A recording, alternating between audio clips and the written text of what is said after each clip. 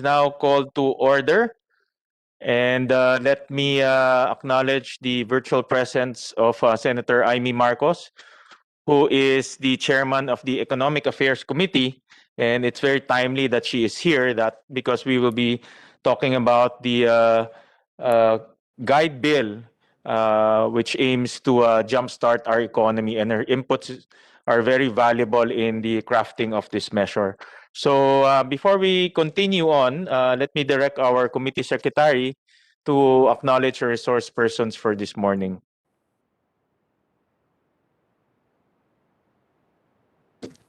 Good morning, Mr. Chair.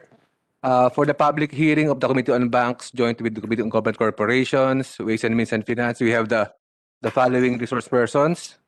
As of the moment, we have Ms. Christine Masigan from the DOF. And we have Ms. Maria Teresa S. Habitan, the Assistant Secretary of DOF. We have Ms. Rosaria B. De Leon, Treasurer, Bureau of Treasury. From the Bureau of Internal Revenue, we have Ms. Marisa O. Cabreros, Deputy Commissioner, Legal Group.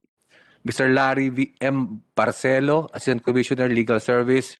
Mr. Manuel V. Mapoy, Assistant Commissioner, Large Taxpayer Service. And we have Ms. Ruby Ruth Magagnob. From the Securities and Exchange Commission, we have Commissioner Efiro Luis Amatong, Attorney Kathleen Gatdula, Attorney Diane Marie Lucero, Attorney Kenneth Joy A. Quinoyo. Sorry if I say it wrong. Attorney Avril Bries, Attorney Glory Grace Arugay, and Ms. Maria Cristina Villaroya. From the Land Bank of the Philippines, we have Mr. Gian Angelo Dumalagan and Elcid Pangilinan. From the Development Bank of the Philippines, we have Vice President Mario T. Morales, SMIVV Canlas, or it's probably Senior Manager. From the NEDA, from the National Economic and Development Authority, we have Assistant Secretary Carlos Bernardo O. Abad Santos, Mr. David Mangalindan, Ms. Maria Antoinette Pasquin. From the Bangko Sentral ng Pilipinas, we have Governor Benjamin Diokno, Ms. Ann Caroline Bugayong Cruz, Ms. Cristina Villaroya, Ms. Katrina Limbonhay Aldon. From the Department of Trade and Industry, we have Director Jerry Clavesillas of the Bureau of Small and Medium Enterprise Development. From the Department of Agriculture, we have Mr. Ezrael Manzano. From the Philippine Competition Commission, we have Attorney Jared Rivera. From the GCG, or the Governance Commission for GOCCs, we have Attorney Carlo P.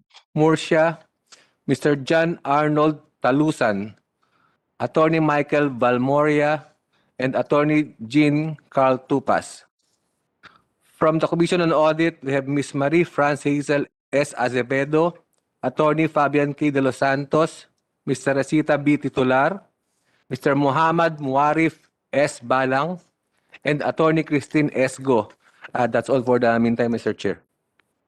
Thank you. Thank you very much, ComSec. And we're also quite blessed today that our good minority floor leader is present with us. Definitely his inputs will be very valuable to, to the discussion of this bill. In the spirit of transparency and full disclosure, I just want to put on record that some of my family members are engaged in the hospitality and tourism business. This is the Waterfront Philippines Incorporated, which is a publicly traded company registered in the Philippine Stock Exchange. And upon very close scrutiny of their financial statements, this company is by no means in a state of temporary solvency. So in other words, this company will not be eligible or will not be qualified under this proposed law. And more so, this company will not benefit from the provisions of the proposed measure. So I just want to put that on record, just for, in the spirit of transparency and full disclosure. Today we'll be tackling three bills: Senate Bill number 1646, introduced by Senator Amy Marcos; Senate Bill number 2003, introduced by Senate President Tito Soto; and Senate Bill number 2048, introduced by Senator Bongo. We will also be considering the approved House bill on the said measure. This is House Bill number 7749. All measures um, have the same title. This is an act providing for government financial institutions unified initiatives to distress enterprises for economic recovery. GUIDE for short. So this is the topic on hand right now. So just for a brief opening statement, last year in 2020, our economy lost about 1.5 trillion in economic value. This is approximately 9.5% of our GDP. And with this economic loss comes with massive unemployment consequences. Approximately 3 million Filipinos lost their jobs at the end of 2020. This is about a 7.2% reduction in our employment figures. Government undertook several legislative action to arrest the decline in our economy and arrest the decline in our employment figures. Congress, through the House of Representatives and the Senate, enacted Bayanihan 1, Bayanihan 2, recently CREATE, and recently FIST, all geared towards jump-starting our economy. However, we still need to inject some more liquidity, especially to our small and medium enterprises, micro, small and medium enterprises.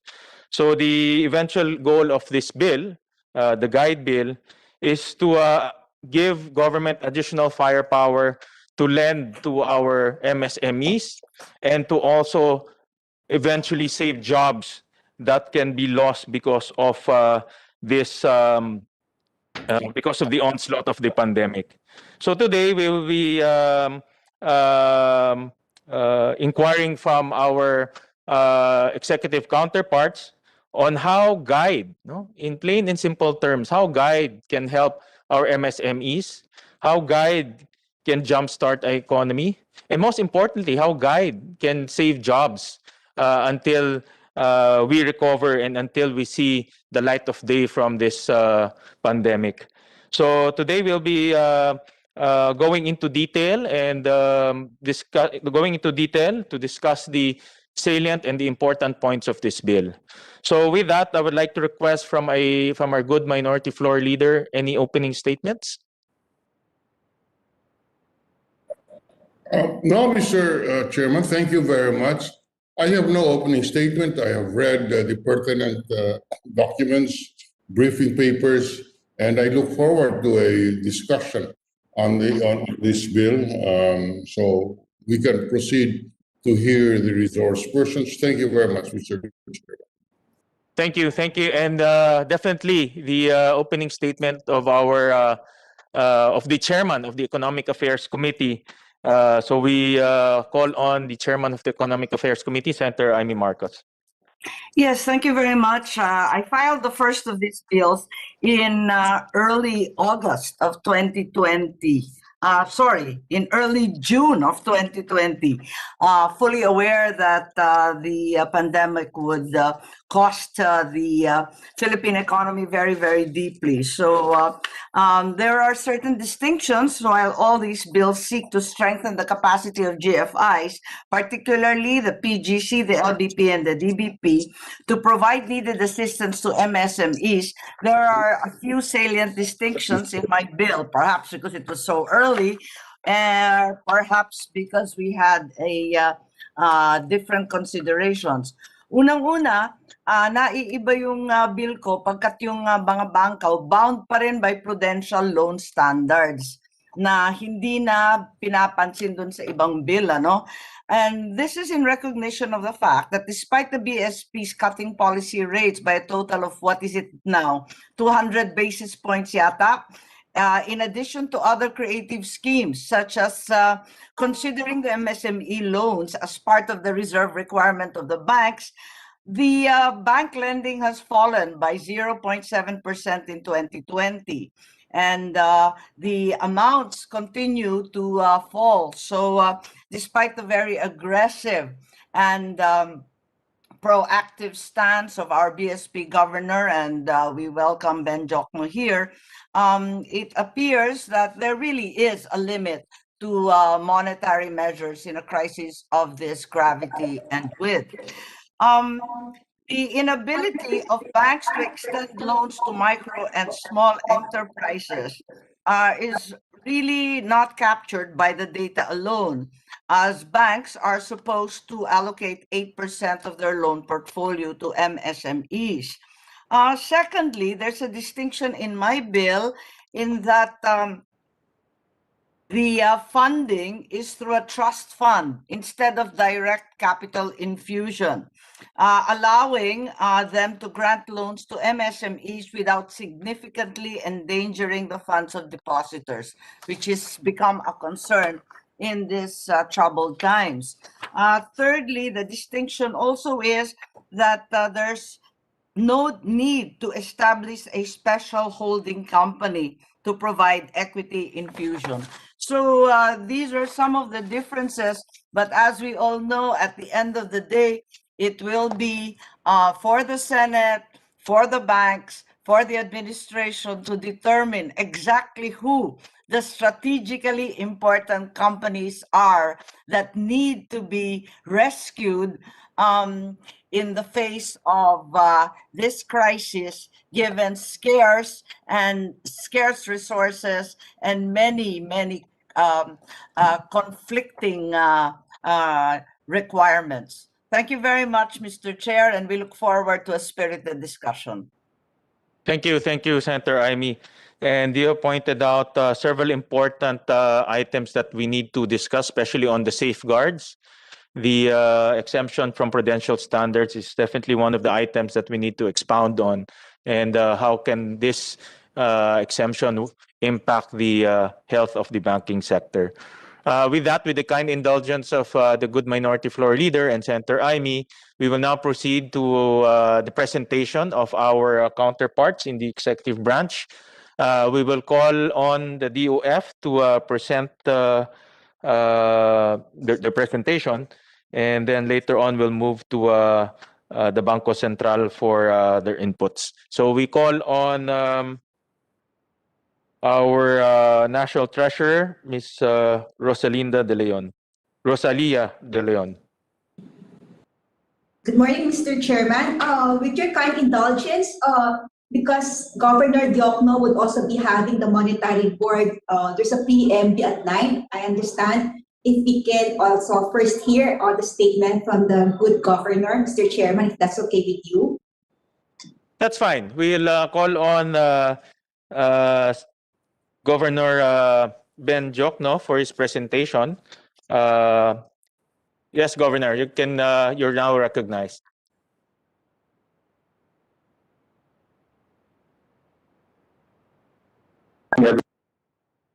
Senate Subcommittee on Banks, Financial Institutions, and Currencies for giving the Bangko Sentral ng Pilipinas the opportunity to share its insights and position on the proposed enactment of the Guide Bill.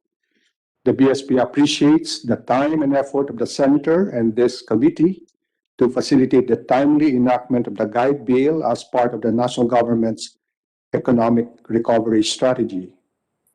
The COVID-19 pandemic, while primarily a health crisis, has adversely affected the global economy at an unprecedented level. The Philippines was not exempted from the impact of this pandemic, as its economy contracted by 9.5% in 2020, the sharpest decline since 1946, breaking 21 years of uninterrupted growth. During the height of the lockdown, the national government and the BSP worked hand in hand to provide a series of stimulus and relief measures. The BSP, for its part, issued time-bound regulatory and operational relief to institutions under its supervision to enable them to provide credit to the economy. We also granted short-term advances to the national government to support its efforts in battling the impact of the pandemic. While the economy is on its track to recovery, it's too early to celebrate. Much needs to be done if we want to rebuild better. Meanwhile, the continuous imposition of the lockdown, now close to a year, has taken a toll on the finances of micro, small, and medium enterprises, and a large number of strategically important industries. MSMEs, as you know, are the backbone of the Philippine economy. They account for 2/3 of the country's workforce. Hence, there is a compelling need for legislative measures aimed at supporting the MSMEs and the strategically important companies. So along with the Department of Finance, the Bureau of Treasury, the Securities and Exchange Commission, the Land Bank of the Philippines, the Development Bank of the Philippines, and other relevant government agencies, we fully support the objectives of the Guide Bill. When enacted, the Guide Bill will boost the capacity of Land Bank and DBP to support our MSMEs through expanded lending activities, thereby ensuring the availability of credit to this sector. This bill will supplement the financial assistance to MSMEs that this Congress has granted through the Bayanihan laws. Further, the Guide Bill will empower Land Bank and DBP to create a special holding company to rehabilitate strategically important companies facing temporary solvency issues owing to the pandemic. Under the bill, Land Bank and DBP will be authorized to participate in the financial and capital markets by allowing investments in the strategically important companies through the special holding company. The strategically important companies, as defined in the bill, refer to companies that are nationally significant or those with high economic returns or high unemployment potential. You may recall that this Congress recently passed the Financial Institutions Strategic Transfer Act, or the FIST Act. The Guide Bill will complement the FIST Act. The Guide Bill, along with the other priority legislative measures of the economic team, will enable the national government to cover and accelerate the economic recovery of a wide range of sectors across the country. So the BSP, together with the economic manager, shares the view that the enactment of the Guide Bill will alleviate the potential scarring effects of the COVID-19 pandemic and allow the Philippines to rebuild better. Again, we thank the subcommittee for giving BSP the opportunity to participate in the process of enactment of this landmark legislation. Thank you very much. Thank you, Governor Ben. We also recognize the virtual presence of Senator Cynthia Villar. Good morning, ma'am. With that, we'd like to open the floor for questions. May we ask our respective senators if they have any questions to our BSP governor?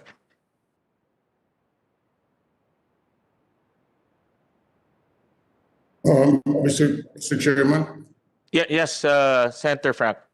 may I suggest that we allow the other resource persons to make a presentation so that at least we have an entire picture of what the bill is all about. I can understand that the BSP governor may have other commitments, and I do not mind if he has to leave. We can raise questions on the other resource persons, but I would prefer that we hear the other resource persons first before we raise the questions. Thank you, Mr. Chair.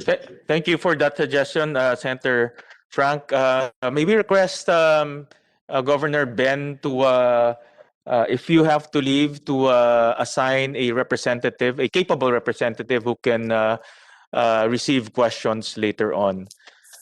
With that suggestion, We will now go on to the presentation of the Department of Finance. Good morning, Senator Sherwin Gatchalian. Good morning, Senator Franklin Drilon. Good morning, Senator Cynthia Villar. And of course, good morning, Senator Amy Marcos. With the Chairman's permission, may I read the statement of the Secretary of Finance, Carlos Dominguez. We thank the Senate for giving us an opportunity to explain the need for this urgent reform. The Guide Bill is a joint priority of both Congress and the executive branch for passage by June 2021, as reflected in the Common Legislative Agenda for the 18th Congress.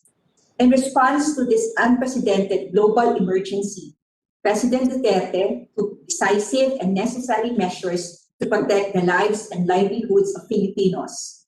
However, as community quarantines limited mobility and the risk of COVID-19 transmission, they also hampered economic activities. Businesses incurred a steep price because of these lockdown measures. As mobility declined, so too did revenues. This presented serious cash flow issues that affected the ability of businesses to honor their debts, retain their employees, and sustain operations. Micro, small, and medium enterprises, or MSMEs, which employ 2/3 of the country's labor force, have suffered due to constrained economic activities and the dip in consumer confidence. Strategically important companies, or SICs, that contribute significantly to the country's gross domestic product have also faced temporary solvency issues due to the pandemic. When businesses close, people lose jobs. When people lose their jobs, overall aggregate demand declines, further threatening the viability of businesses that remain.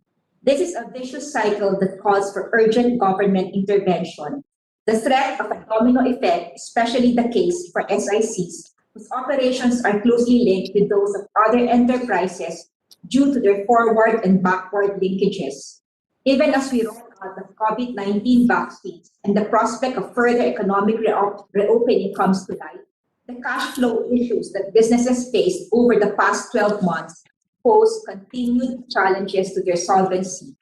Thus, providing timely and effective assistance to MSMEs and SICs is crucial to ensuring a strong economic recovery. The government financial institutions unified this initiative to stress enterprises for economic recovery, or the Guide Bill, aims to strengthen the capacity of the Land Bank of the Philippines and the Development Bank of the Philippines in providing much-needed access to credit and financial assistance to distressed businesses, including MSMEs, SICs, and other businesses affected by the pandemic. Land Bank and DBP will also be allowed to create a special holding company to help rehabilitate SICs heavily affected by the COVID-19 pandemic. Equity participation in this special holding company may be held by qualified private sector investors. However, to ensure that the policies and objectives under the proposed bill are effectively carried out, Land Bank and DBP are mandated to maintain at least a majority ownership over the special holding company until such time that they have recovered or will be able to recover their investment. The special holding company will be authorized to invest or place funds in equity, execute convertible loans, or purchase convertible bonds and other securities in the SICs. Guide will ensure that the government's investment directly contributes to job creation and job protection. Guide requires that the number of employees are not reduced beyond a certain level. As a measure against cronyism, SICs are considered nationally significant with high economic returns and high employment potential and are able to demonstrate up and downstream linkages to other firms and industries. To be eligible under Guide, SICs need to show proof of temporary solvency problems due to the pandemic, financial soundness prior to the pandemic, and full and sound financial rehabilitation plan. Guide also limits the ability of investing companies to declare dividends, increase salaries, and other benefits of the board and its senior executive officers, and dilute investments by Land Bank and DBP. Guide also protects the government's investment by giving the government a clear exit mechanism. The bill also helped lower the overall cost of borrowing for MSMEs, which complements the MSME credit programs under Bayanihan 2.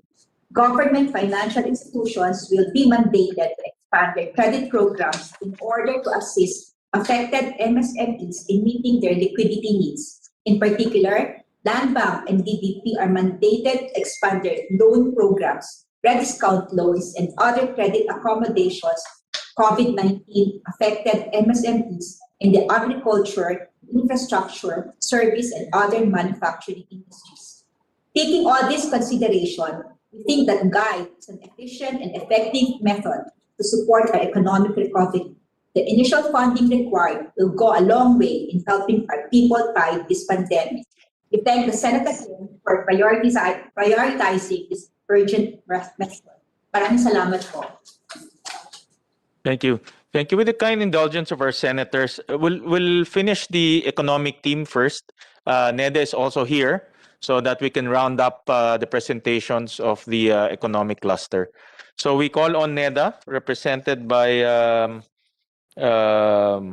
ASEC Carlo Abad Santos.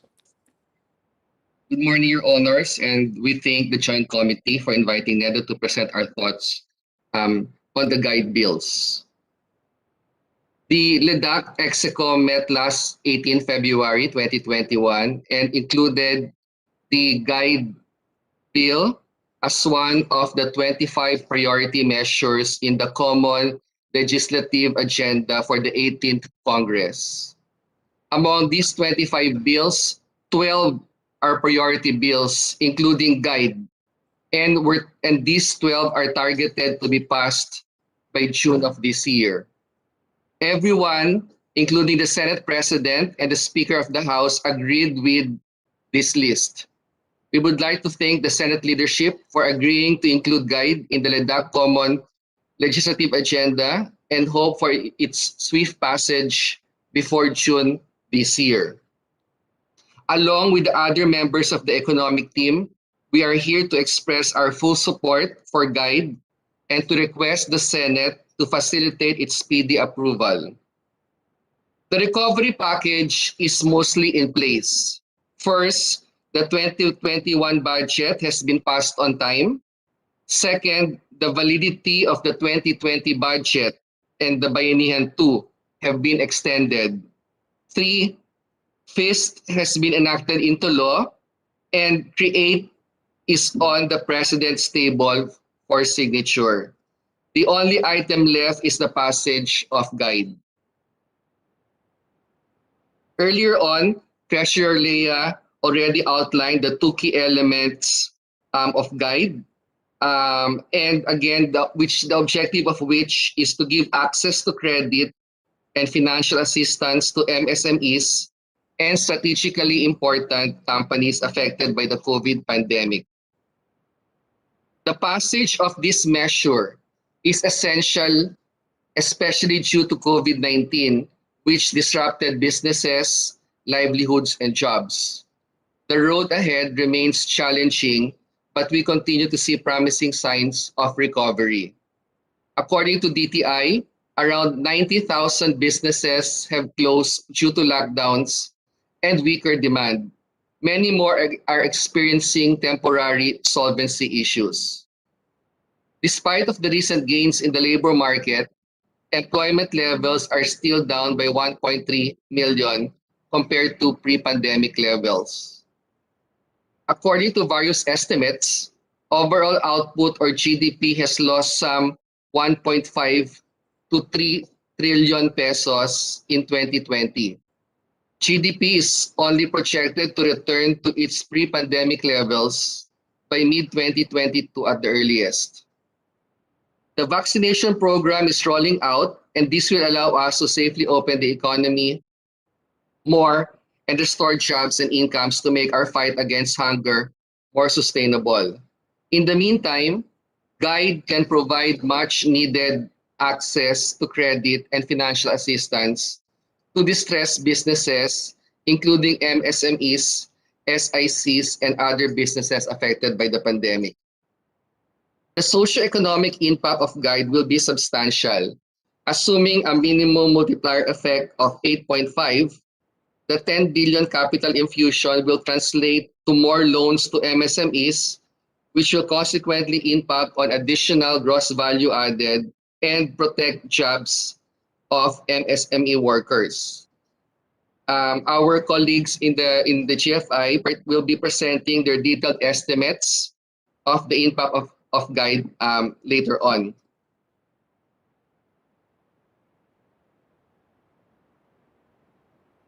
Again, we also want to emphasize that the bill contains safeguards on and limitations on the special holding company.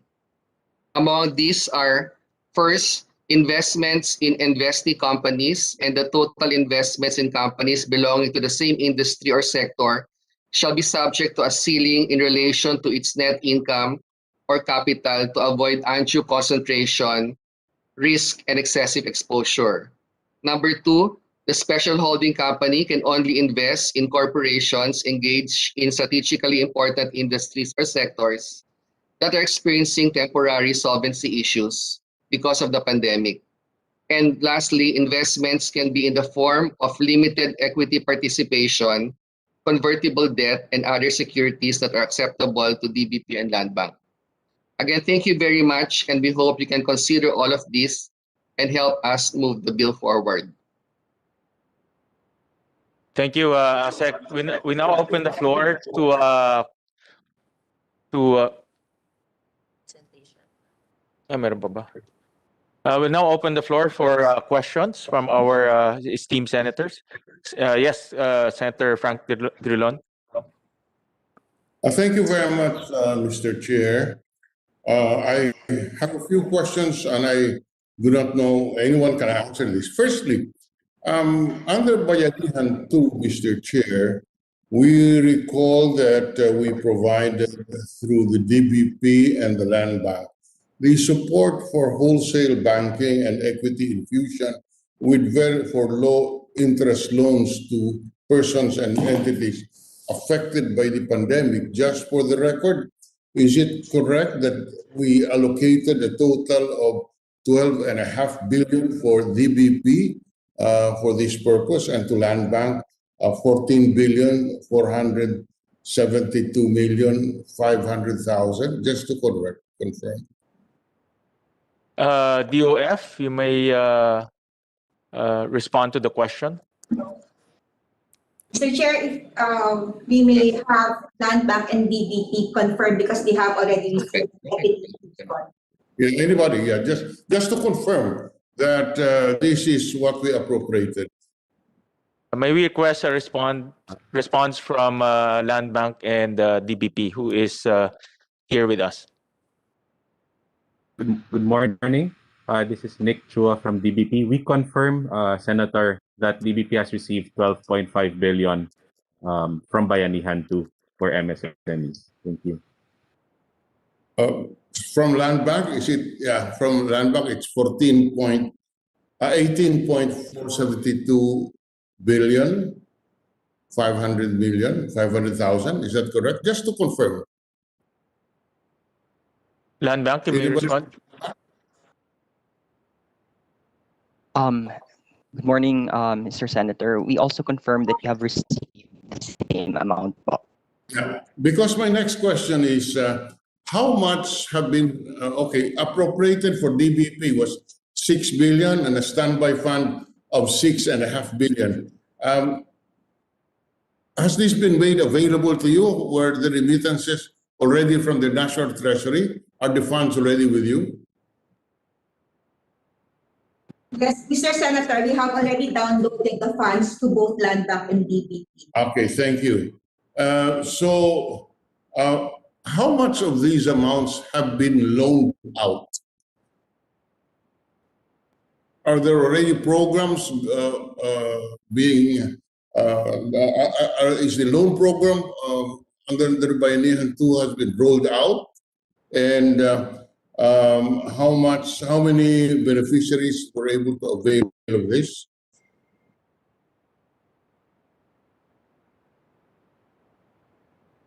Land Bank and DBP, you may respond. Morning, Mr. Senator.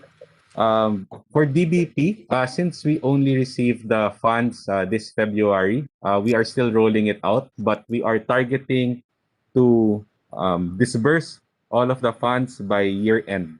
That is our target. Majority of which would be probably in the second half of the year as we roll out our programs. Thank you. Okay. So you intend to fully roll out the program by the end of the year. That's about That is correct, sir. 12.5 billion. Just for the That is record. correct, sir. And for Land Bank, Mr. Senator, for Land Bank naman po, we intend to also roll out the funds in the next 2-year period. Now, so far, the numbers that I have right now are for MSMEs, which are really one of the most affected businesses in the country. So for MSMEs, for example, we have a total number of about 1,000 beneficiaries, potential beneficiaries in the next 2 years from the funds that were given to us po. Can I intercede? Secretary Drilon? Senator Drilon? With the permission of Senator Dillon. Kasi yung Go ahead. answer niya na i-release in 2 years, hindi ba yung Bayanihan 2 this year lang yon? Ang use of Bayanihan 2 is up to the end of the year.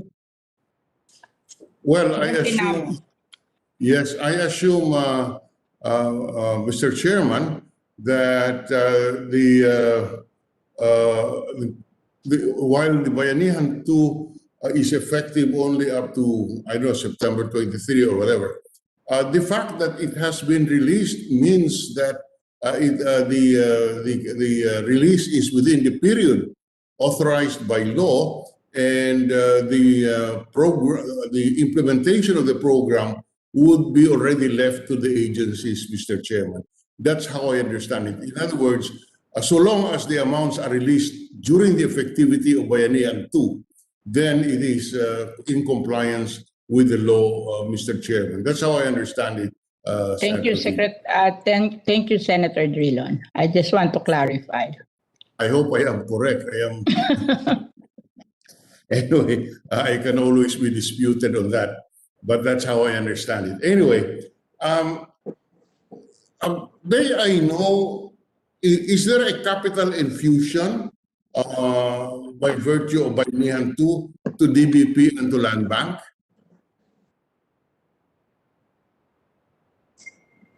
Mr. Senator, the rest of the funds are treated as equity infusion to Land Bank and DBP. The entire fund? Yes, sir, as provided under Bayanihan 2 po. Okay, now,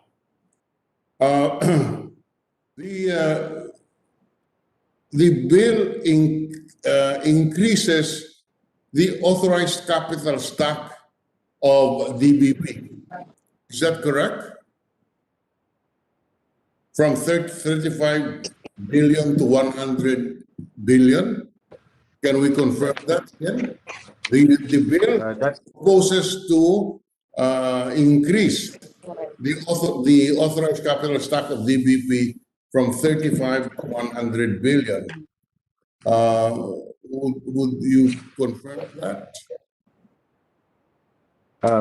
Dear Mr. Senator, yes, we confirm that part of the bill includes the increase in DBP's authorized capital stock from its current 35 billion to 100 billion. Now, I also note that the bill would authorize the President to approve future increases in DBP's capitalization, and upon recommendation of the DBP's Board of Directors and the concurrence of the Secretary of Finance,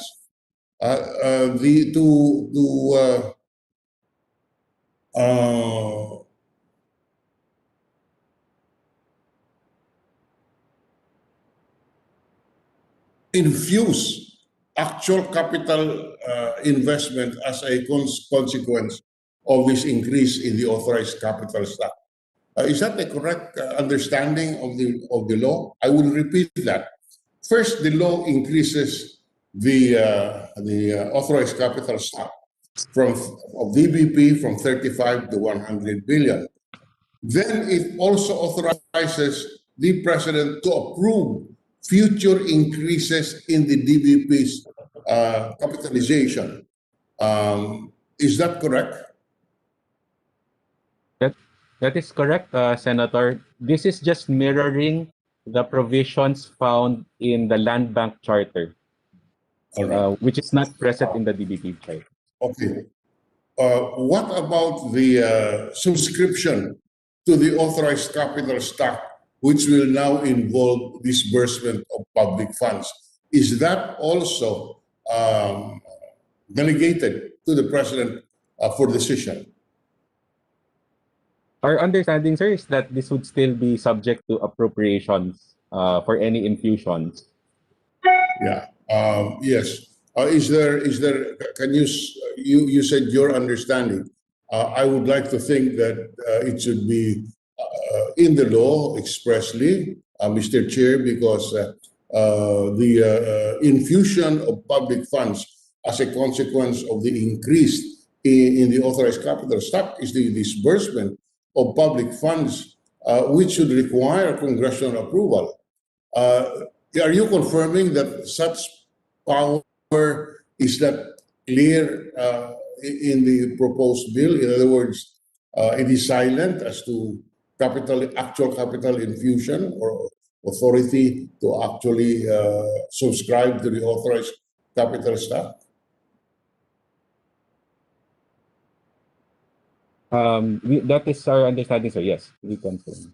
Okay, would the chair accept the proposition that in the committee report we should propose an amendment in the House version, which should specifically provide that the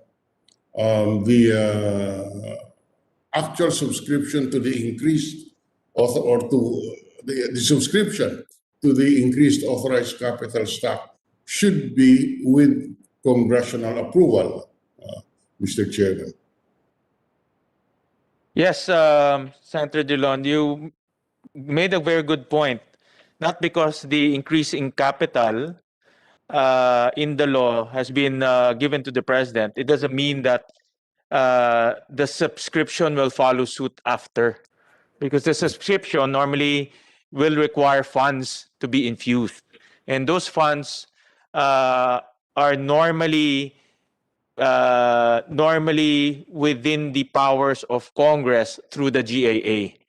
So if it's not in the GAA, then definitely no subscription will happen. So I do subscribe to the recommendation of the good minority floor to make that distinction, Mr. President.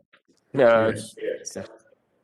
And to make it expressed in the measure that actual subscription will be authorized by Congress in the budget rather than just in the law. Now, why is there no there is no proposed increase in the authorized capital stock of Land Bank? Is because that authority is now existing in the Land Bank Charter? Is that how I understand it? Yes, yeah, Senator Dillon, yes, Your Honor. We have around 200 billion in of authorized capital stock, so we can still absorb the additional equity infusion, sir. Sorry, can you? I didn't come in very clear, Mr. Halo.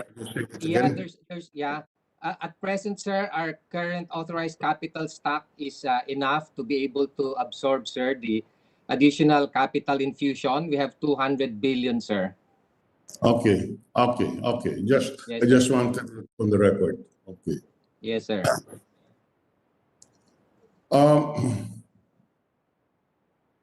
You have stated on the record that you intend on the part of DBP to have a full rollout of this capital infusion for loans before the year is over. and on the case of Land Bank in the next 2 years. Given your record on loan growth on the loan portfolio, is that realistic? Kaya ba talaga yan? For DBP, sir, despite industry which contracted last year on lending, DBP's loan growth actually increased by 7%, and we're looking to do the same this year, sir. So Okay, and you're confident that you can utilize fully the amounts appropriated under this loan program? yes, sir, it's part of our commitments as well to the GCG. I'll yield the floor to other senators, Mr. Chairman, and I can come back later on if there are no more questions. Thank you, Senator Dillon. Senator Amy? As I said, the fundamental question will really be the choice of strategically important companies. Do we have any guidelines, perhaps from NEDA or from the banks? Or something that they can suggest that will guide us indeed in providing our scarce resources to the most needy and strategic companies?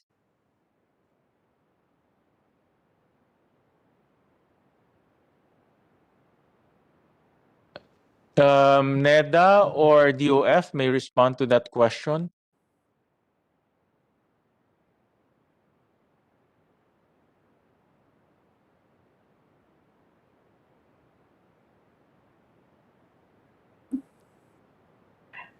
Yes, I think we have a fairly good idea of which are the hardest hit sectors. We've identified in Bayanihan the creatives, tourism areas, transport, and so on.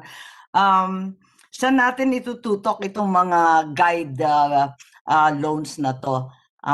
Perhaps you can give us some shape or form that will be the true guide for laying out these preferential loans, as it were. The DOF may respond, or the NEDA. Yeah, Senator Amy, actually we can flash, we have a presentation in terms of the industry performance Yes. after the COVID.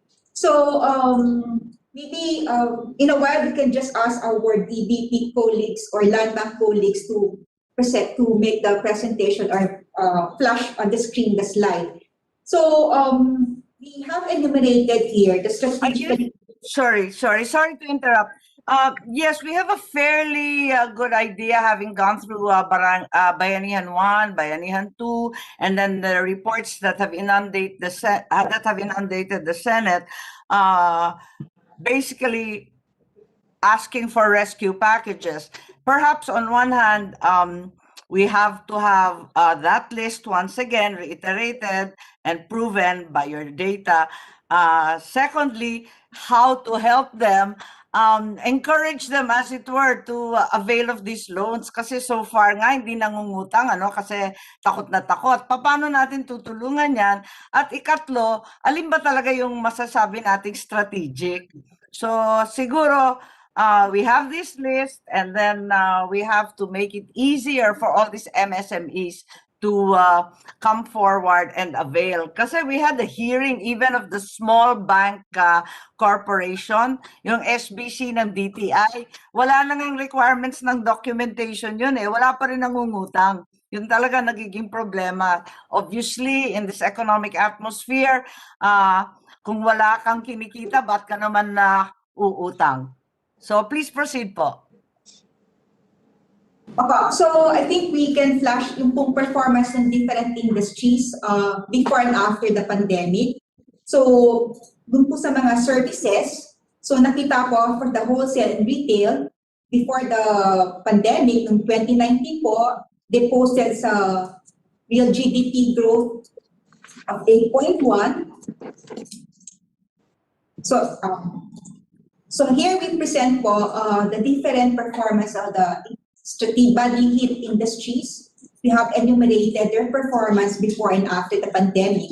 Hindi lang po in terms of their contribution sa GDP, but more so in terms of the change in employment. So yung mga jobs that were lost in these various industries are also seen po dito sa slide na to.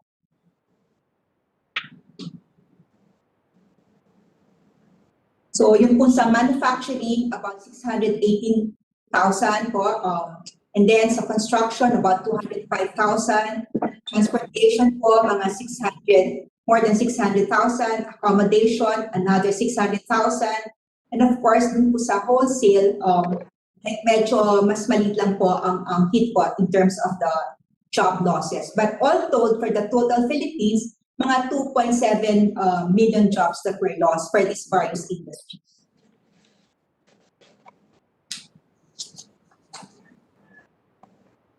Yes, siguro we can match it also with the MSMEs presently that have been borrowing since the pandemic of March 2019. Ay, sorry, 2020 po. Sino ba nangutang? At least yun gumagalaw. Yung iba hindi pa rin nangungutang eh. Is there some kind of breakdown that will indicate which industries are still open to borrowing despite the very adverse conditions? Given po yung performance ng DBP, and they've said na there's an increase in loan growth of about 7% even with the pandemic last year, then ma-identify po ng DBP which are those companies na continues to borrow from the bank together with with Land Bank. Because I'm sure po, given that in 2 years' time, they see that there would already be a full availment of the resources provided under Bayanihan 2, meron na pong pipeline of companies that would be availing these loans of GFIs.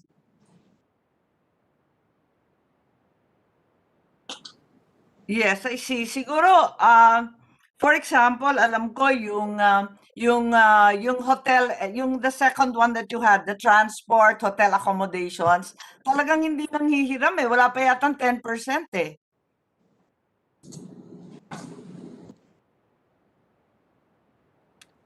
Yung inunan ninyo yung manufacturing, meron ba nangutang sa sektor na yan?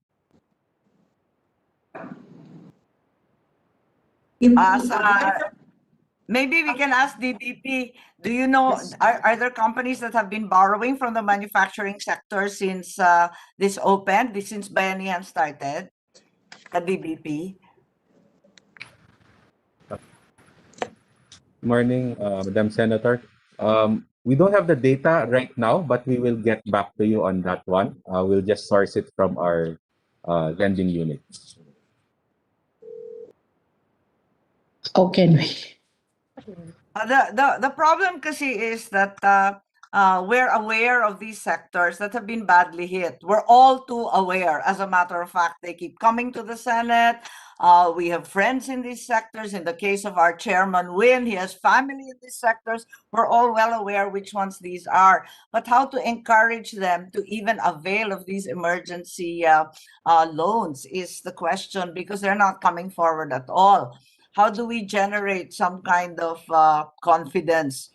Obviously, the vaccination rollout is the answer, no? But in addition, is there anything more that the banks can do or we can do here in the legislature? Madam Senator? Yes, po.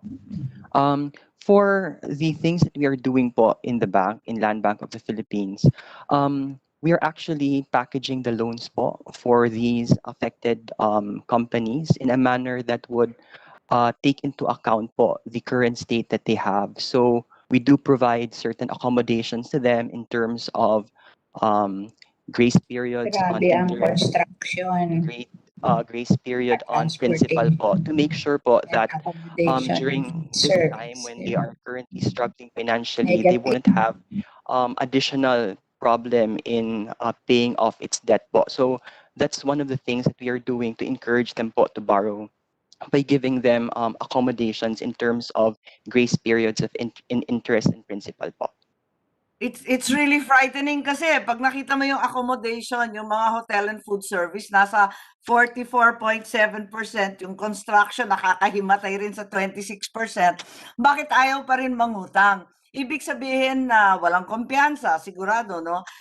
Isa pa, baka masyadong mahirap pa rin ang ating documentary requirements. Hindi ba natin pwedeng luwagan pa?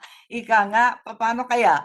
Dahil hindi pa rin nagpapasaklolo eh. Tapos, yun nga, and it matches the labor participation rates, the unemployment. They're not even bothering to come forward. Parang nag-give up eh. Parang nakakadismaya yung ating figures. I know the small business corporation, they tried to come out with mobile units, liaise with the local governments and the co-ops. They've also tried for loan applications online. Are these things going to be helpful? Have we initiated any of these efforts po?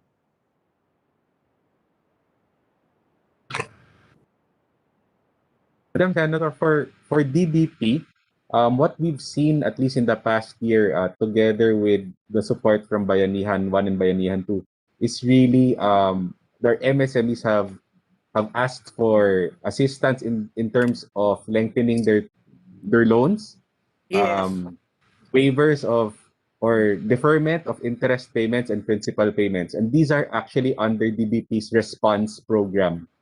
We do have a program specific for that. Doon po talaga tayo tumutulong sa ating MSMEs at least at the onset of the pandemic until end of the year of last year, no? Because Yes. most of them are just trying to survive, tread water po. So they're just not paying first interest and principal payments. Wala po sila masyadong inuutang na bago because there's no need for additional inventory, for example, or additional expansions.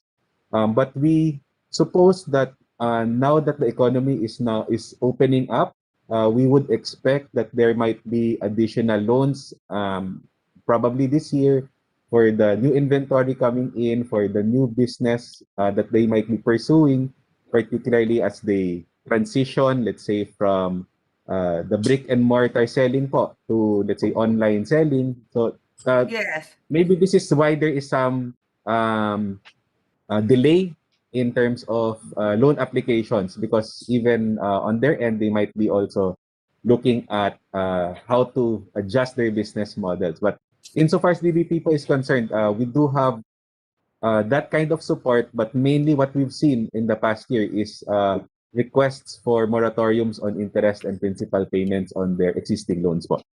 Yes, thank you very much, DBP. That seems to be what we're seeing. These are all deferments on payments, the extension and restructuring of loan periods, but these all refer to old loans. So bigay tayo ng pera sa Bayanihan 1 at Bayanihan 2, bigay tayo ng bigay sa Land Bank, sa LBP, sa PhilGuarantee. Pero nakikita natin na wala naman nangungutang, sayang lang yung binibigay na additional na kapital. So I'm wondering whether we can add something so that they will be encouraged to borrow. Perhaps, like you said earlier, maybe we need to package this with the technical assistance from the ICT or DOST for online platforms. More training, perhaps, I don't know, from DTI or from which group, to reevaluate their inventory and supply, their chains for inventory and supply. Kasi dati, di ba, yung as you need it lang yung supply para walang masyadong bodega, limbawa, ngayon iba na, gusto na natin mag-stock ng maramihan at mahirap na. All these kind of technical support will probably have to be packaged with this, otherwise this won't work either. This is my fear, that as much as we'd like to pass the guide bill, naglagay na tayo ng napakaraming pera sa Bayanihan 1, Bayanihan 2. Hindi talaga gumagalaw eh. Baka sayang lang eh. So that's actually my fear, even as I authored this very early on. What can we do that this money will really circulate and revive the economy? Thank you, Mr. Chair. Maraming palaisipan. Thank you, Senator Amy. You want DBP and Land Bank to answer that? Those are very valid points, and in fact, Senator Frank raised that earlier. No, so DBP and Land Bank, you may respond to that statement. Senator, thank you for that statement, Madam Senator. And definitely, actually, one of the key points of GUIDE is really to assist the banks to make it cheaper for our borrowers to borrow. And more than the infusion that is provided in the GUIDE bill, it's really the tax exemptions and exemptions and fee privileges, particularly for MSME lending, that would redound to our borrowers. So this does not necessarily increase our lending portfolio, but it will through the infusion of additional capital to both banks. But it is the exemptions on the taxes and fee privileges related to borrowing that would hopefully make it cheaper for our constituents, for the MSMEs to approach the two banks to borrow. And these are the documentary stamp taxes and the GIT, which are usually shouldered by our borrowers. So with this, we hope that this will further entice them to approach the two banks for borrowing. Madam Yes, with Senator, all due for respect, Land Bank. Mr. Chair, I think what I'm saying is what we've held in the Committee on Economic Affairs as truth from the very beginning, which is all these monetary efforts that have been requested by the Department of Finance should have an even bigger fiscal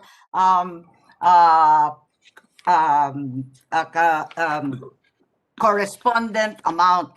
We really have to put money in the pockets of people until this happens. All these infusions into the banks don't seem to be moving. Yun ang kinatatakutan natin from the very beginning. And I believe that's the reason why there is so much noise from the lower house, from Congress, for a third Bayanihan 3. Pero tignan natin kasi pati yung mga bayanihan nauubos sa bank infusions rather than direct cash payments to the consumers. Yun lang po. Yun lang ang observation ko. Puro bangko ang tutok natin eh. Kung maaari, sana diretsong cash aid na sa consumers. Put money in their pockets. Perhaps do these dated vouchers na kailangan gastusin for food within the 3-month period given, and so on and so forth. This has been done in the past and there are very many successful experiments. Wala, rant ko na lang to na hindi na bankero ang may kasalanan po. Tayo na. Thank you, Senator Amy. Senator Cynthia?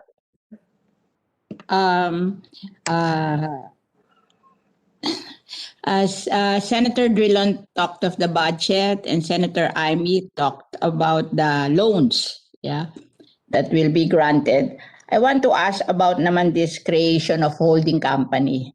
I want you to clarify to me what is this holding company, how much will be capitalized in this holding company, and it's supposed to invest in equity where they will invest the equity, and how do you control the risk of this holding company? Will you please explain to me? Yes. Yeah, DOF? Mr. Chairman, with your indulgence, para po makarespond adequately sa katanungan po ni Senator Cynthia Villar, we can already show you our presentation, which will really focus more on the creation of the special holding company. So, Yes. we'll already... Yes, yung po mga Yes, you may conditionalities. Elise, please go ahead.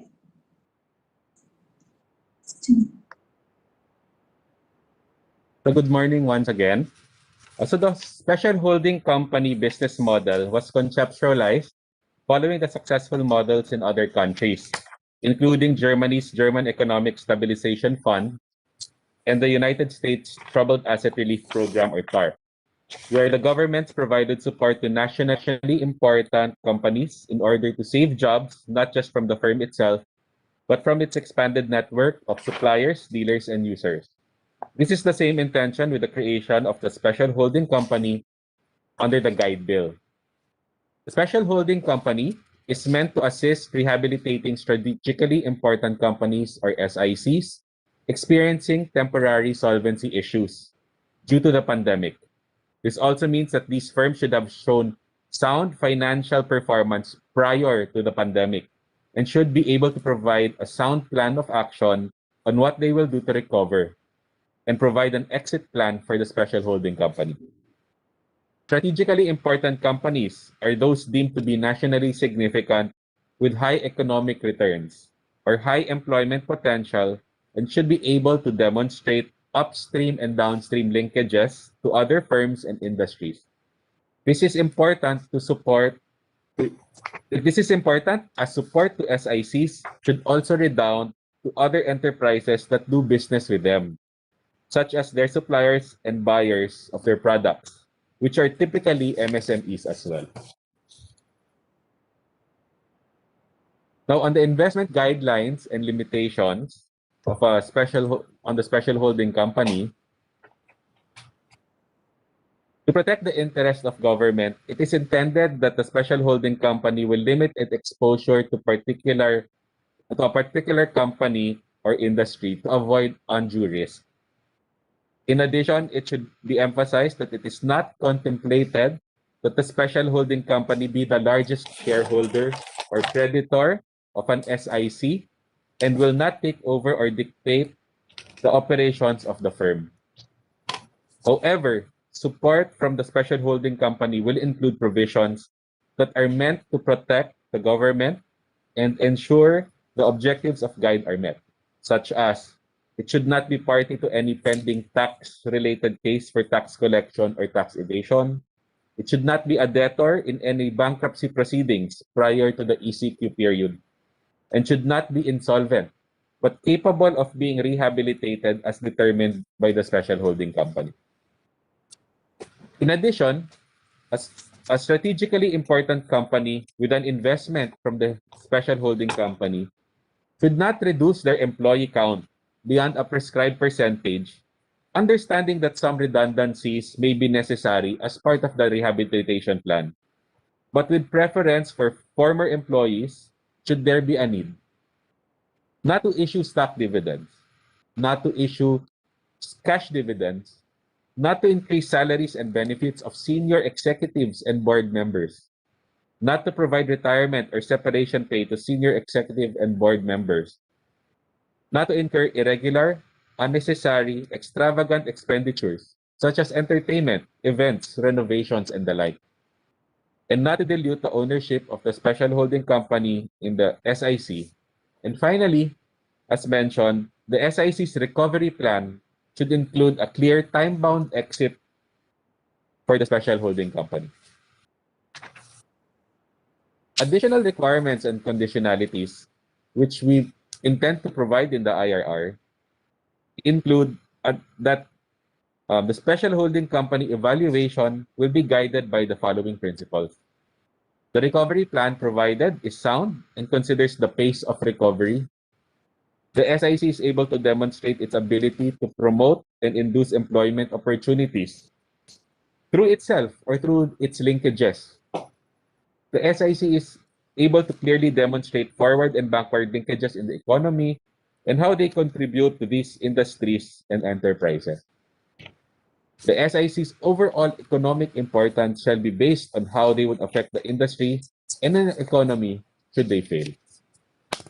So these are some of the criteria that we would be looking at. And just to emphasize, the benefits of having this special holding company is that by assisting the SICs, the government is saving jobs as SICs contribute about 37% of Philippine employment or around 3.3 million jobs. Government is also helping the economy as the SICs contribute about 64% of total value added.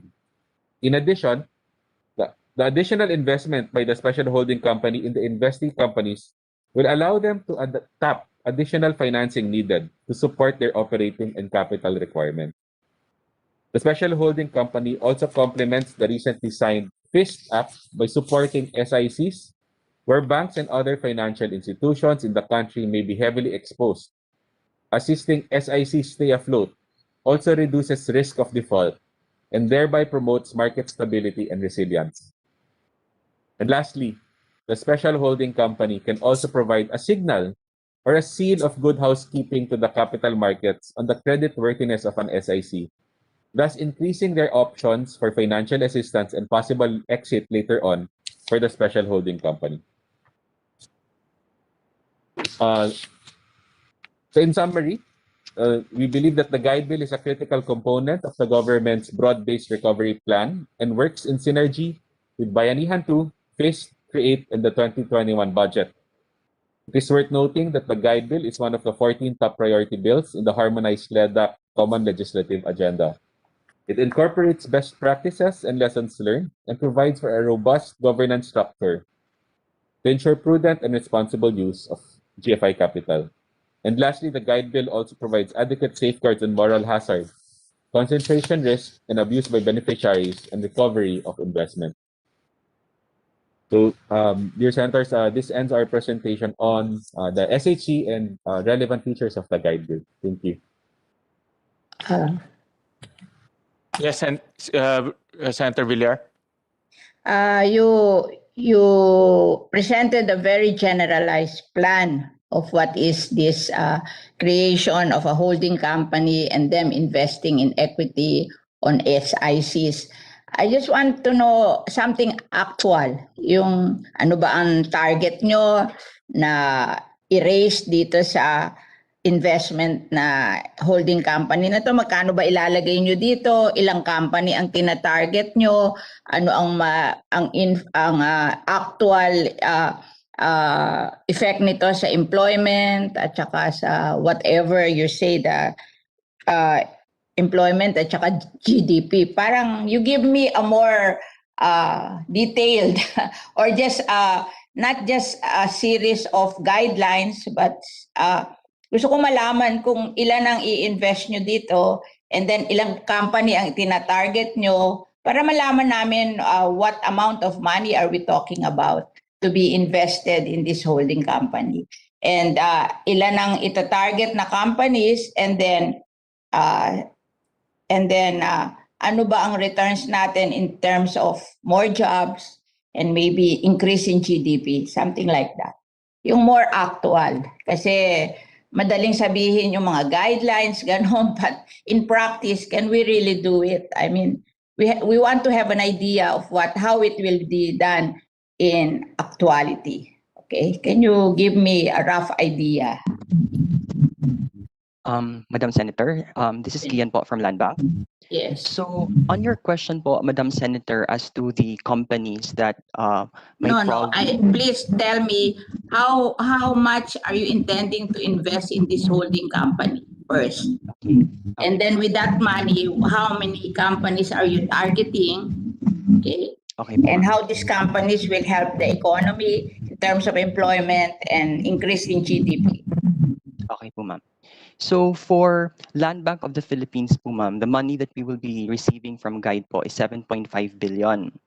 Now, out of that 7.5 billion po, currently based on the information that we have, the 500 million pesos of which will be used as seed capital for MSME loans.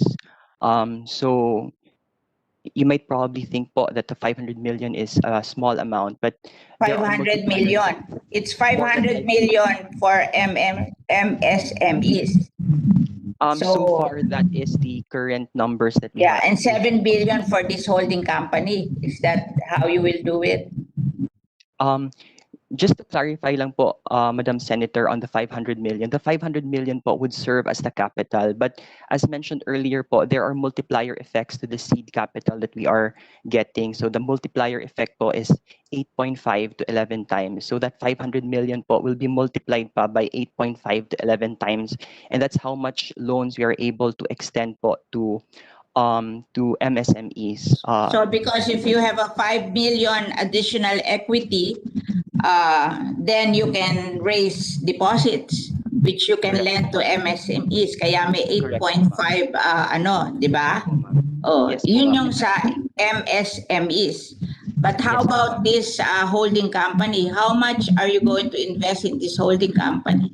So, given our budget po, ma'am, of about 500 seed capital for MSME loans, the 7 billion, ma'am, can be technically deployed to the SHC for investment in the SICs.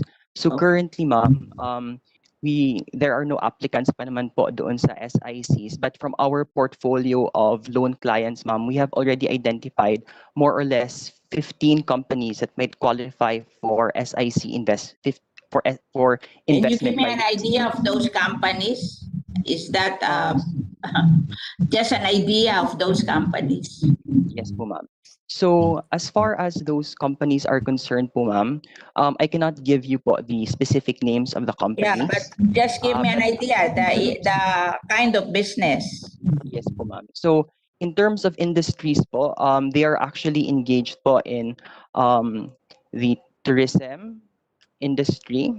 They're also Oh, engaged that's in hotel. infrastructure, Hotel. construction. Yes po, ma'am.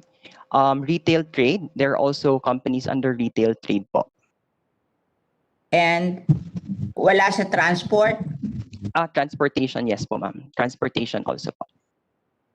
So maybe hotel, transportation. Di ba mga high risk to ngayon? Oh, how much do you, so there are 15 companies. If you have 7 billion divided by 15, something like that. That would be something that would be discussed pa po, ma'am, Yeah, because but just an idea. well, it could be in that particular approach po. So something that like 500 million each or something, di ba? Yes po, ma'am. Except that there are multiple factors po kasi to consider po, ma'am. So Yeah. I just Yes want to have an idea of what we're going to do, di ba? And Yes, that's a direct investment. And there is an exit. You said that there is an exit mechanism. So how do you exit? Well, for the exit mechanism po, ma'am, di ba, the investment in the SIC po, ma'am, would be time bound po. So Yeah. What is the time that you have an idea of the time that you're looking at? Especially if you make a program, you have more or less an idea. Yes po, ma'am. So for the What time is the frame po, time ma'am, bound? Ilang taon? we are contemplating po, ma'am, or we are forecasting that in the next 3 years, companies might already might have already recovered from the COVID-19 pandemic, So or at 3 least years ang exit. You will exit after 3 years. that would be the forecast, ma'am. But the guiding principle po is that we would exit once the company has already can already stand by itself, meaning that So it that's can. the minimum. That's the minimum. Yes po, ma'am. That's the minimum based on our studies po. Okay. How about DBP? How do you intend to do it? So you Good will morning once again, create ma'am. different holding company. The DBP will create a different holding company and the Land Bank will create a different holding company. Is that it? No, ma'am. There will be a single holding company. It will be a joint venture between DBP and Land Bank, for which Land Bank will be infusing their 7.5. DBP would be at 2.5. That's the maximum that we can infuse under this guide bill. If 10B. we were to infuse it, yes, ma'am. So DBP is 10B. 2.5, ma'am, and Land Bank Hindi, is at 7. parang 10B total. O DBP Yes, is 2.5. Okay. So that's the correct, ma'am. limit that you're going to risk. Okay. Yes, ma'am. Do you have and then do you have a description of what you're going to do, yung DBP? Can you describe it to me? Because Land Bank was able to describe to me what they're going to do. What are you going to do, DBP? Do you have an idea? So with a special holding company, we are looking at our existing client base that are currently asking for support. So how many ang target mo? At the moment with 10 billion, ma'am, we're looking maybe at about 5 to 10. So an investment size of No, about 1 to 2 billion. the land bank said they're looking at 15 for their clients. How about you, DBP? How many clients are you looking at? We look, as mentioned, 5 to 10 clients, ma'am, on our end. Okay, So for because two we're and a looking half. at, yeah, we're looking at about a total investment size of about 1 to 2 billion pesos per client. So How it can really you do depends that? because You only have we are 10 limited to billion. 10. How can you do That's why, that? ma'am. Are you going to raise deposit to be invested in that, or you just rely on your 10 No, ma'am. billion? We will be relying on the 10 billion, but the SHC will be we will be allowing in the SHC private investments. So part of the discussions is to get support, for example, from our multilateral friends like ADB or World Bank to Okay. also put in capital into SHC. So Provided that the what do you DBP and Land Bank, expect from your multilateral friends in terms of investment to your holding company? What do you expect? DBP current- and Land Bank will invest 10 billion. How about the multilaterals? What are you expecting from them? below 10B, ma'am, because the requirement at the moment is DBP and Land Bank should still own majority or 51%. So what is your Maybe about 9. expectation? Minimum At the of best case, ma'am, about 9 billion. Best case. okay. 9. Okay. At least we have an idea of what you're going to do so that when we discuss the bill, we know what will happen with regards to this holding company. Okay. Thank you very much. You're welcome, ma'am. Thank you. Senator Drilon's recognized. Thank you. I would like to continue exploring the questions and issues raised by Senator Villar, Mr. Chairman, with your permission. The authorized capital stock of the special holding company will be 10 billion, if I recall correctly. Is that correct? The equity infusion is 10 billion. 2.5 billion from DBP and the land bank 7.5 billion. Just to reconfirm again. That's correct, sir. That's the maximum we would be infusing. Yes, sir. And where will the funding be sourced? It is part, sir, of the guide bill. This is the additional capital that would be infused to DBP and Land Bank. So public funds. I mean, from That's the correct. public funds. All right. Now, if there is a need to infuse more capital beyond the 10 billion, where will that be sourced? Or is that the maximum that can be invested? Under the guide, yeah. Sorry?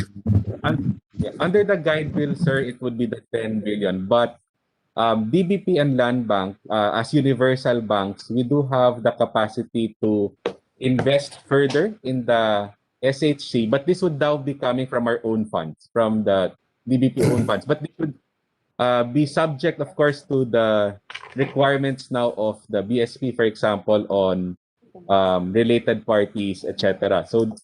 But at the moment, what we are looking at is just the 10 billion as provided in the bill. But if there is need, as Senator Villar implied, this may not be much given the magnitudes of the needs. 10 billion is that substantial taken in the context of our needs. So it is entirely possible that you need additional capitalization for this contemplated special holding company. And if that is so, then under the law, you will be you will source this from the existing funds of DBP and Land Bank. Is that correct? That's correct, sir, as part of our investable funds. Right. Now, this is not a Tamasek kind of a fund, di ba? In fact, you are investing in a special holding company as a rescue package that can be availed of by the companies who need assistance. Is that a correct statement? That's correct, sir. Yeah, you don't invest in blue chips companies, but in companies which would need assistance. Is that correct? Yes. So realistically, hindi po kikita itong mga kumpanyang ito because the purpose is that the assessment is the need to let them survive rather than anything else. So there is the reality is you can be faced with a situation where these are not profitable investments. That is a risk, sir. That is correct. But part of the that part of the requirement is that Yes. Now, isn't it better, Mr. Chairman, Mr. Chairman, that we specify the amount that can be invested rather than leave it to the full discretion of the boards of the different GFIs? Because theoretically, they can, they can invest so much, and given the risk involved, magdidebate tayo kung tama ba yun o hindi. Is there merit, Mr. Chairman, to set the amount to specify the amount which can be invested, as this is people's money, these are public funds. Correct. That can be studied, Senator Drilon, especially the infusion of the 10 billion will come from the GAA. So therefore, those are public funds that will be infused. And I'm talking, Mr. Chair, of the additional equity requirement. In addition to the 10 billion, this will be drawn from the existing funds of the DBP and the Land Bank. But these are public funds because the DBP and Land Bank are wholly owned government corporations. So these are public funds. And therefore, what I'm suggesting is we should study the limitation that, that the law will now specify the amount that can be invested by Land Bank and DBP respectively from their own funds to put into the holding company for the holding companies, because as we said, this is not a Temasek kind that invest in blue chips, but we are investing in order to help these companies survive. So I'm talking about this because of our experience. For example, I hate to cite it, but you cannot help but cite UCPB. UCPB is, we invested funds or government invested funds because of public interest, public policy, but UCPB is just trying to survive, and it's not as profitable as the other financial institutions. So it is in that sense that I am suggesting to the committee, in close consultation with the DBP and the PNB and the DBP and the Land Bank and the DOF, as to that we impose a limit that can be invested. In other words, the authority must come from below, because while these are funds from DBP and Land Bank, these are public funds. I second the motion, Senator Drilon. Thank you very much. Chair? Yes. Yes, we recognize the DOF. Yes. Yes, yeah, Mr. Chair, also just to interject, any additional equity that will be put by Land Bank or DBP into the special holding company would be charged against their capital. So it would also reduce yung capital asset ratio nila. which are also, there are prescribed limits by the PSP. So in a way, they would also have to get approval from the monetary board and the BSP whenever they would have to infuse additional equity for SHC.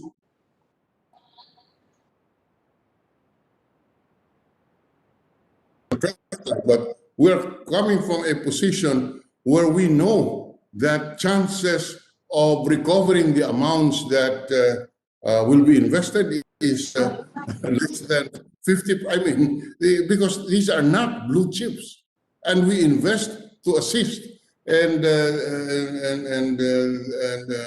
therefore, that's a suggestion. We do not have to decide that now, but the committee, my suggestion is for the committee to decide on that and make it part of the report. And I am glad that Senator Cynthia Villar and Senator Marcos have seconded that proposed provision in the committee report. We are just suggesting that that should be studied instead of just accepting the proposition that any additional investment, whether will only be decided by the board of directors. Yes, they will still decide, but let us have a limit on the exercise of such discretion, because I would repeat, this is not an investment where the consideration is profit, but the consideration is to save these companies, and therefore these are not blue chips companies that we're talking about. In any case, I'll get to some detail, Mr. Chairman. We noticed that the presentation said there will be requirements and there will be conditionalities. For example, insofar as requirements are concerned, I noticed that one of the requirements is that there must be no pending tax case. Is that correct? Tama ba yun? That's correct, sir. Yes. These requirements will be in a rule and a regulation, not in the law. DOF? Mr. Chair, if I may also draw the attention of the honorable senators to Section 21, we are also creating an oversight committee with members from the House and the Senate, and it will be looking into the performance of the SHC as well as the because of the equity infusion of public funds by both DBP and Land.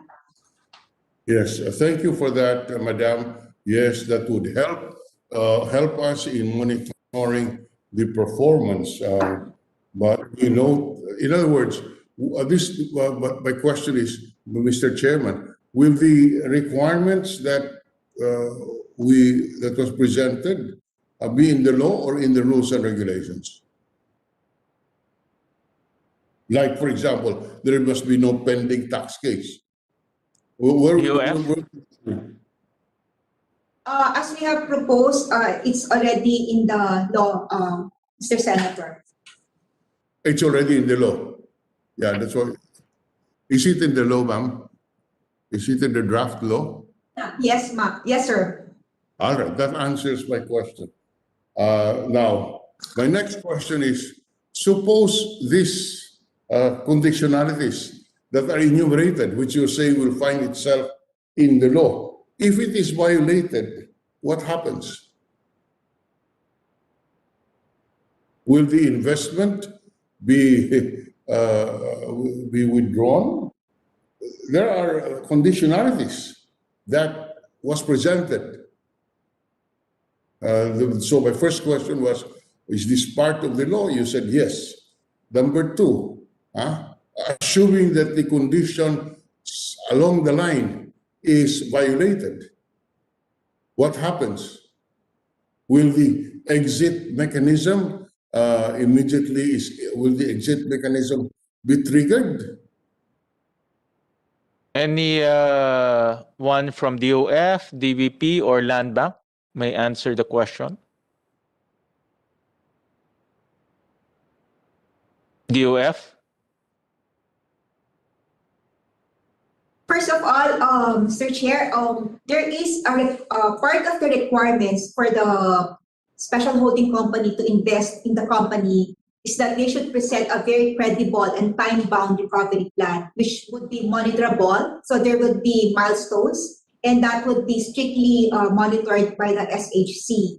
So if they're faltering in these commitments, then there would be also remedies that will be placed in the agreement between the SHC and the company in terms of how the SHC would legally also exit from their investment in the company. That will be in the joint venture agreement, these remedies. Yes, because the investment of Land Bank and DBP, Mr. Senator, would be in the special holding company. But for example, if I recall the presentation correctly, one of the conditionalities that there must be no bonuses, no increases in salary of certain executives. Is that a correct recollection? I was just listening. Is that a correct recollection of this conditional, among the conditions? That's right, Mr. Senator. Tama po. Okay. Now, these are determined by the board of directors, and I assume the investee, which is the investee, which is the SHC, would not have the majority in the board.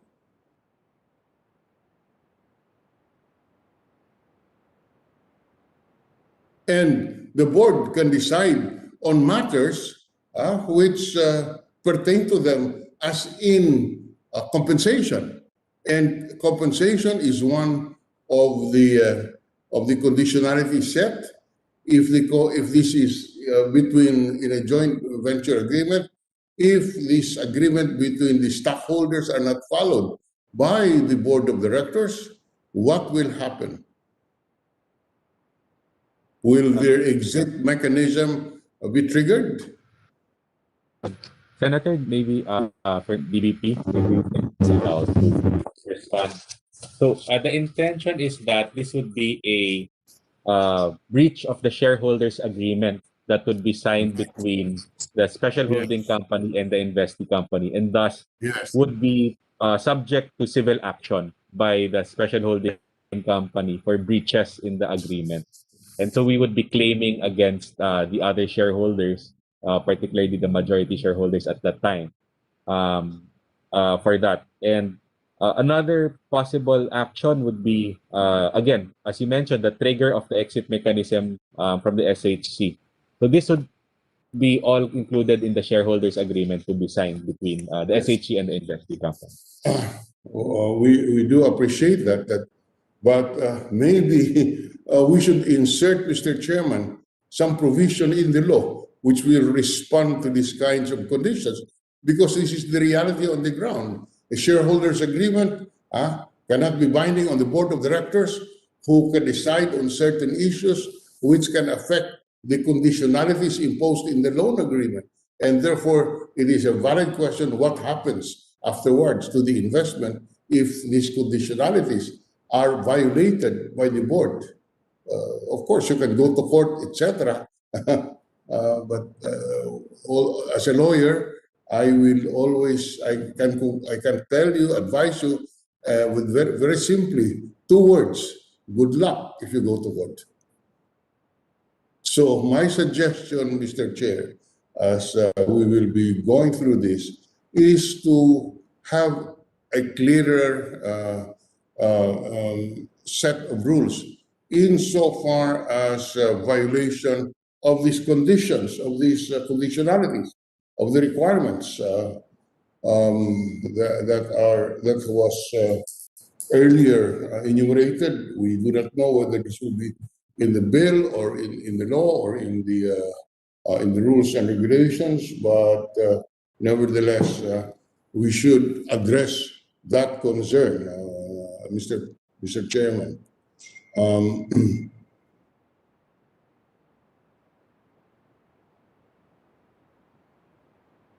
Now, Why are we choosing equity investment versus a loan portfolio? Mr. Senator, Gian from Yes, Land Bank. just Okay. for the record. Okay po. So equity infusion po is important in if for example the company can no longer secure funding through the normal debt capital markets. And that would happen po if for example have would have experienced a period of declining earnings that would have already eaten up on their capital. So for these companies, even if they want to seek funding through loans, they might not be able to do so because banks are looking at a specific debt to equity ratio. If their debt to equity ratio has been compromised because of a period of declining earnings, then they won't be able to secure loans po from banks. And that's the reason why there is a need to infuse equity into these companies in order to improve their debt equity ratios. And in fact, po, with the improvement in their debt to equity ratios, they could actually go to the market na po, to banks and perhaps loan more money from them po. Very, yes, from a financial point of view, very, very valid. But you will appreciate that since it is an equity, the government would not enjoy any preference in case of insolvency versus a loan. That is the aspect that you examine. Okay. So yes, we infuse equity because of the reasons that you have stated. On the other hand, on the other side of the scale is that if the company goes bankrupt, an equity would enjoy zero priority versus a loan that would, under the civil code, will enjoy preference over other debts. Has that issue been addressed?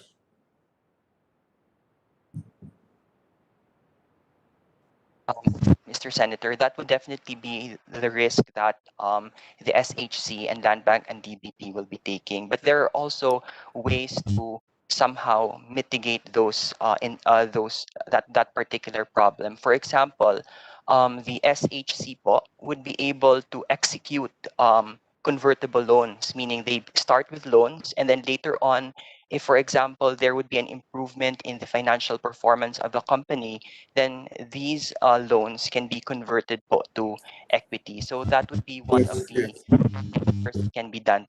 But as far as straight equity infusion is concerned, that would be correct po that once there would be an event of bankruptcy, equity would have the last priority in terms of the distribution of funds. But that would be mitigated by a good analysis on the recovery plan of the SICs concerned po. I guess all I am asking for is should we provide in the law? I am not espousing this, but I am pointing out a circumstance or a decision point, whether it's a loan or an equity. Both have advantages and disadvantages, and again, that is addressed to the committee when it makes a recommendation to the plenary whether to take the route of purely equity investment or a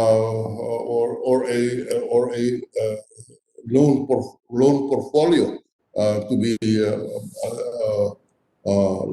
used for these strategically important entities.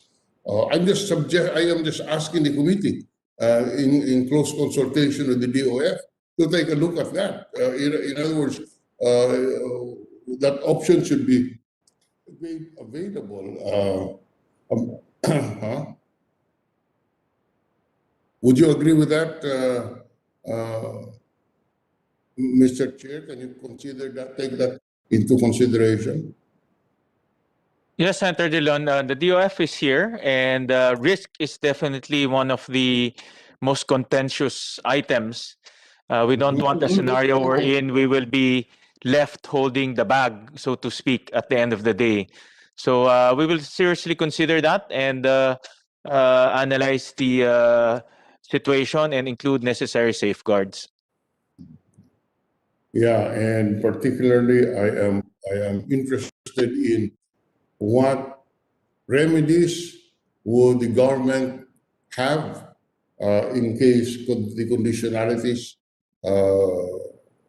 would be violated, which conditionalities have been specified. I do not know if it's in the law or in the implementing regulation, but that was one of the items that was discussed earlier by the Land Bank. I just want to clarify. Your Yes, yes. can I ask question? Okay. No problem. Yes. I just want to clarify how much will be invested in guide and how much will go to MSMEs and how much will go to this holding company. The total investment in guide, 10 billion ba lang? That would be perfect po. Ano? That would be po. That will Hindi be ka madin. You available unmute. You po sa unmute. PPP po. I cannot hear you. That's correct, Madam Senator. It's 10 billion. 10 billion. And then how much will go to the holding company? It's like how much? 9 billion? 10 billion, ma'am. Excuse me, Senator, Madam Senator. The way I understand it, there are two programs: the lending and the And equity. yeah, I just want to know how much are the money involved for So both. yes, from the notes, from the testimony, and from the bill, it would appear that the equity is a total of 10 billion. Now the loans to MSMEs. That maybe we should get from them. How much would the loan program be? But yes, that's a question. How much will the loan program be?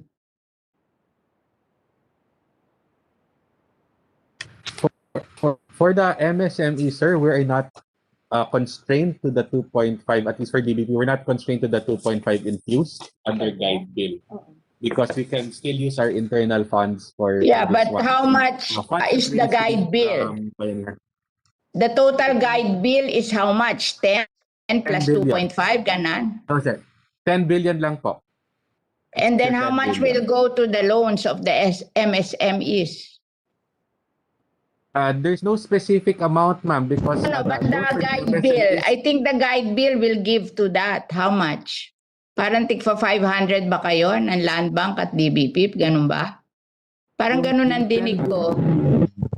Yung 10 billion po, ma'am, meron po kasi siyang tinatawag na multiplier effect on our ability to lend. Yeah, I know that. Yun po I yung know that. mangyayari. Just tell me, don't talk about the multiplier effect. Just tell me how much will go to MSMEs, yung loan, and then how much will go to the holding company. Yes. 10 billion, ma'am, sa holding company out of the 10 billion that is infused in guide. So wala do sa MSMEs. So it's all, it's Kasi all po, to the holding company.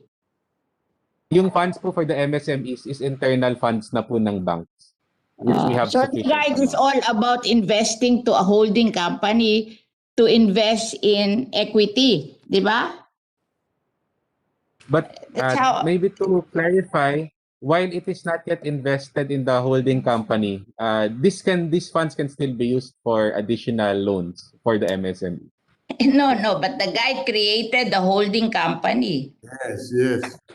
So this guide bill is about investing 10 billion to the holding company to be invested in equity of SICs. Yung sinasabi niyong MSMEs, parang pampaganda lang yon. Pero it will come from your money and you will do it without the guide. Madam Chair, I Mr. don't Chair. think the guide will be acceptable to the legislators if there is no MSMEs. But actually, the guide bill is about creating a holding company to be invested, to invest in the equity of SICs. Yun ang guide. Yes. Yes. And that's how yes, I understand it. I don't know. That's why I'm asking you. Mr. Yes. Chair.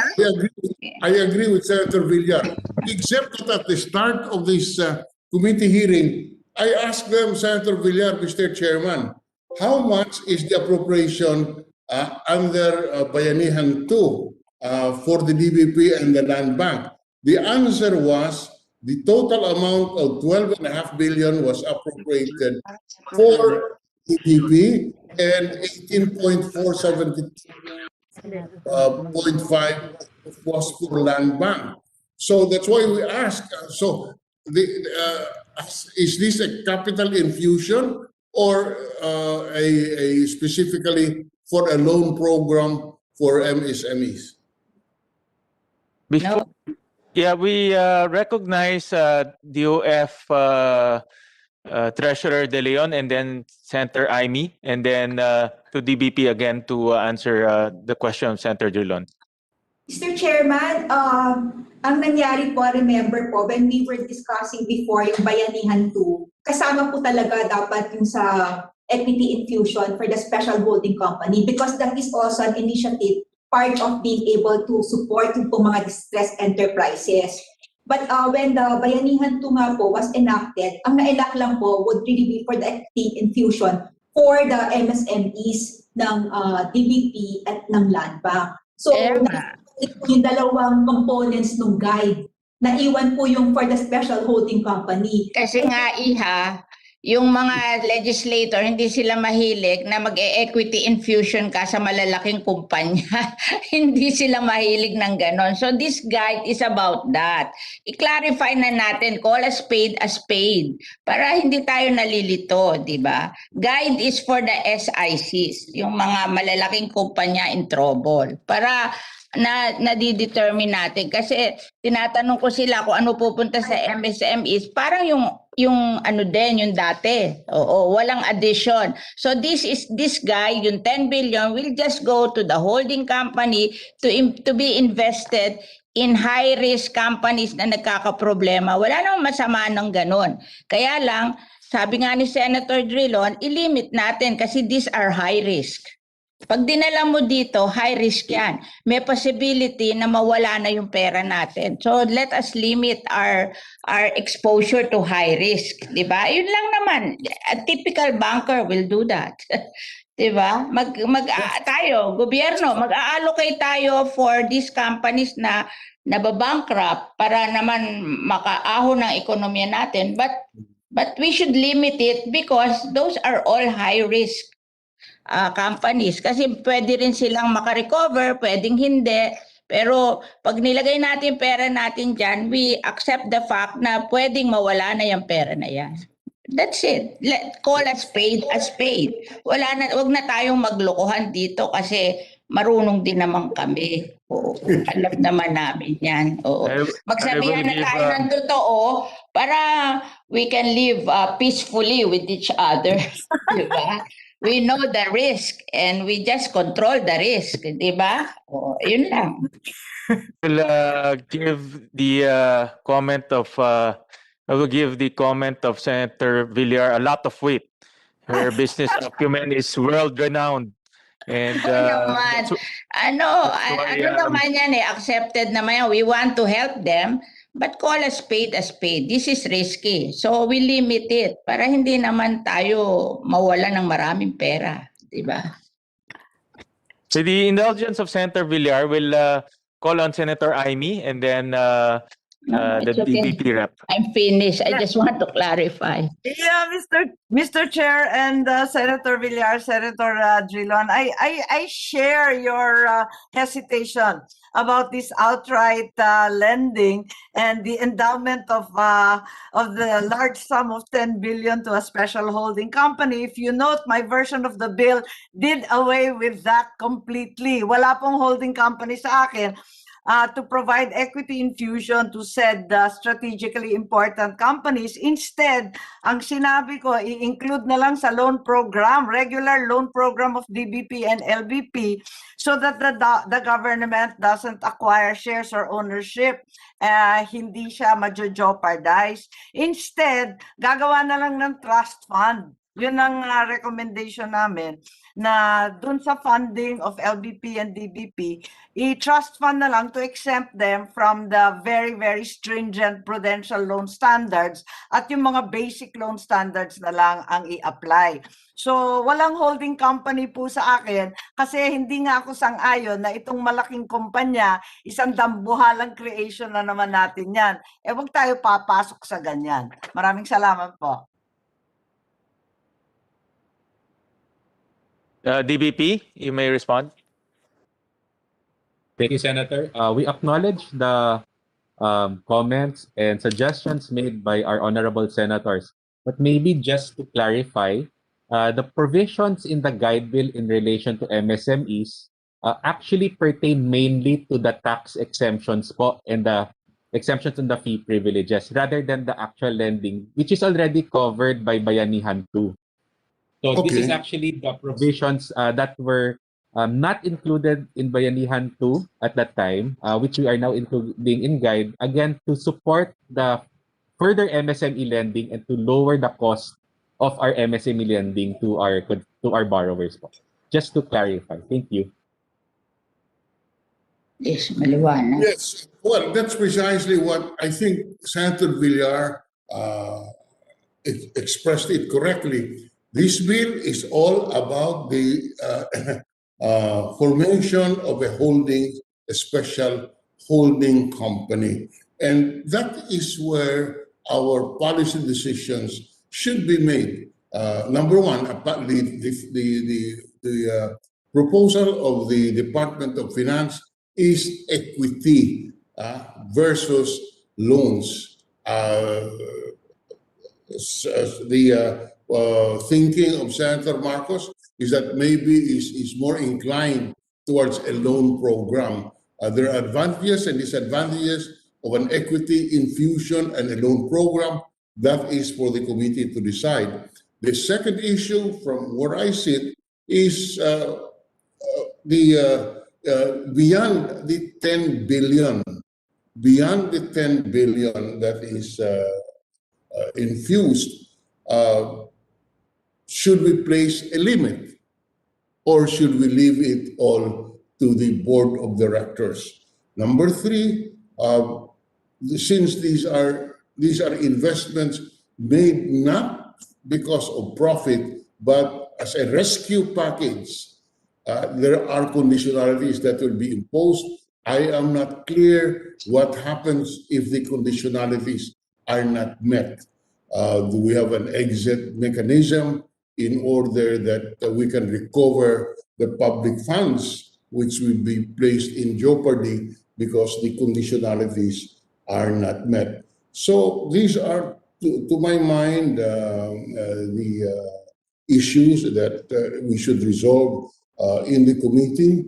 But most important, how much, in other words, but what most important to me is the issue of limiting the exposure in this company by imposing a limit on how much can be invested. That's a very crucial question to this representation, Mr. Chairman. Now, so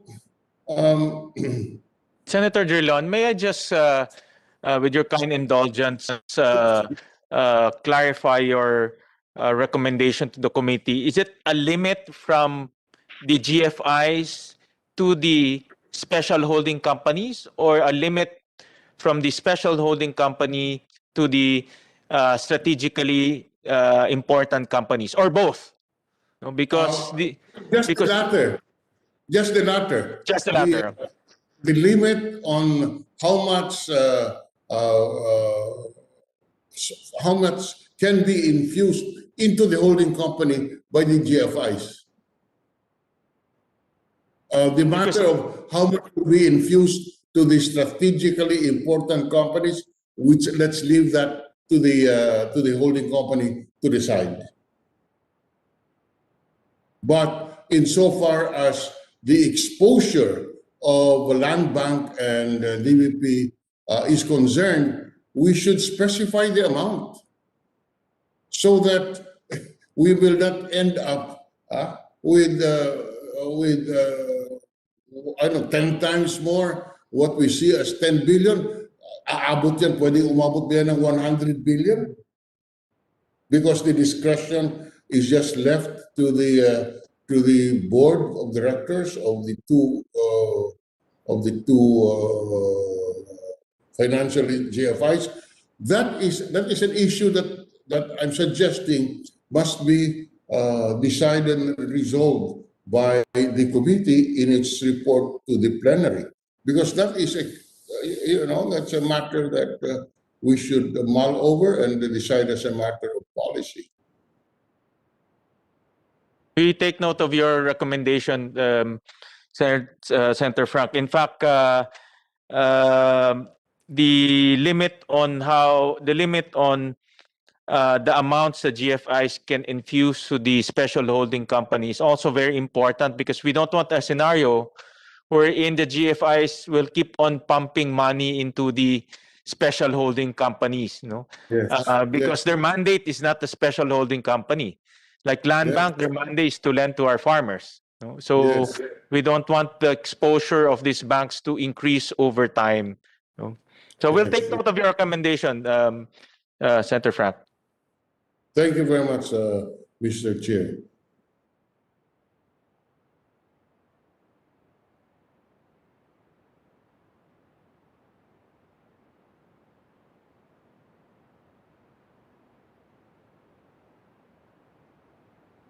Senator Frank, are you? Okay.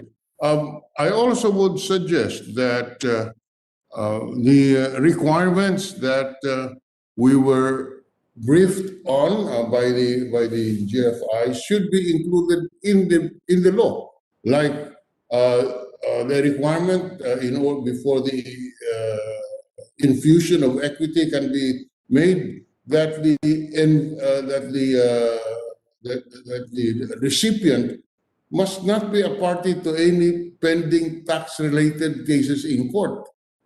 I do not know whether this will be in the law or in the regulation. My preference is that it should be in the law so that it cannot be changed, because we are investing here public funds. Senator Drilon, hindi ba palagi natin pinag-uusapan sa Senate na yung minsan yung bill, yung law na ipinasa natin, pagdating sa IRR, nababago ang meaning, di ba? Kaya ako, I would always recommend that we indicate it in the law. Kasi yung nasa law na nga, nababago pa, lalo na yung wala sa law. Yes, that is why, but also in fairness, Mr. Chairman, Madam Senator, I don't want to unduly tie the hands of the executive branch, but there must be reasonable conditions and limits. This comes from our resource persons that the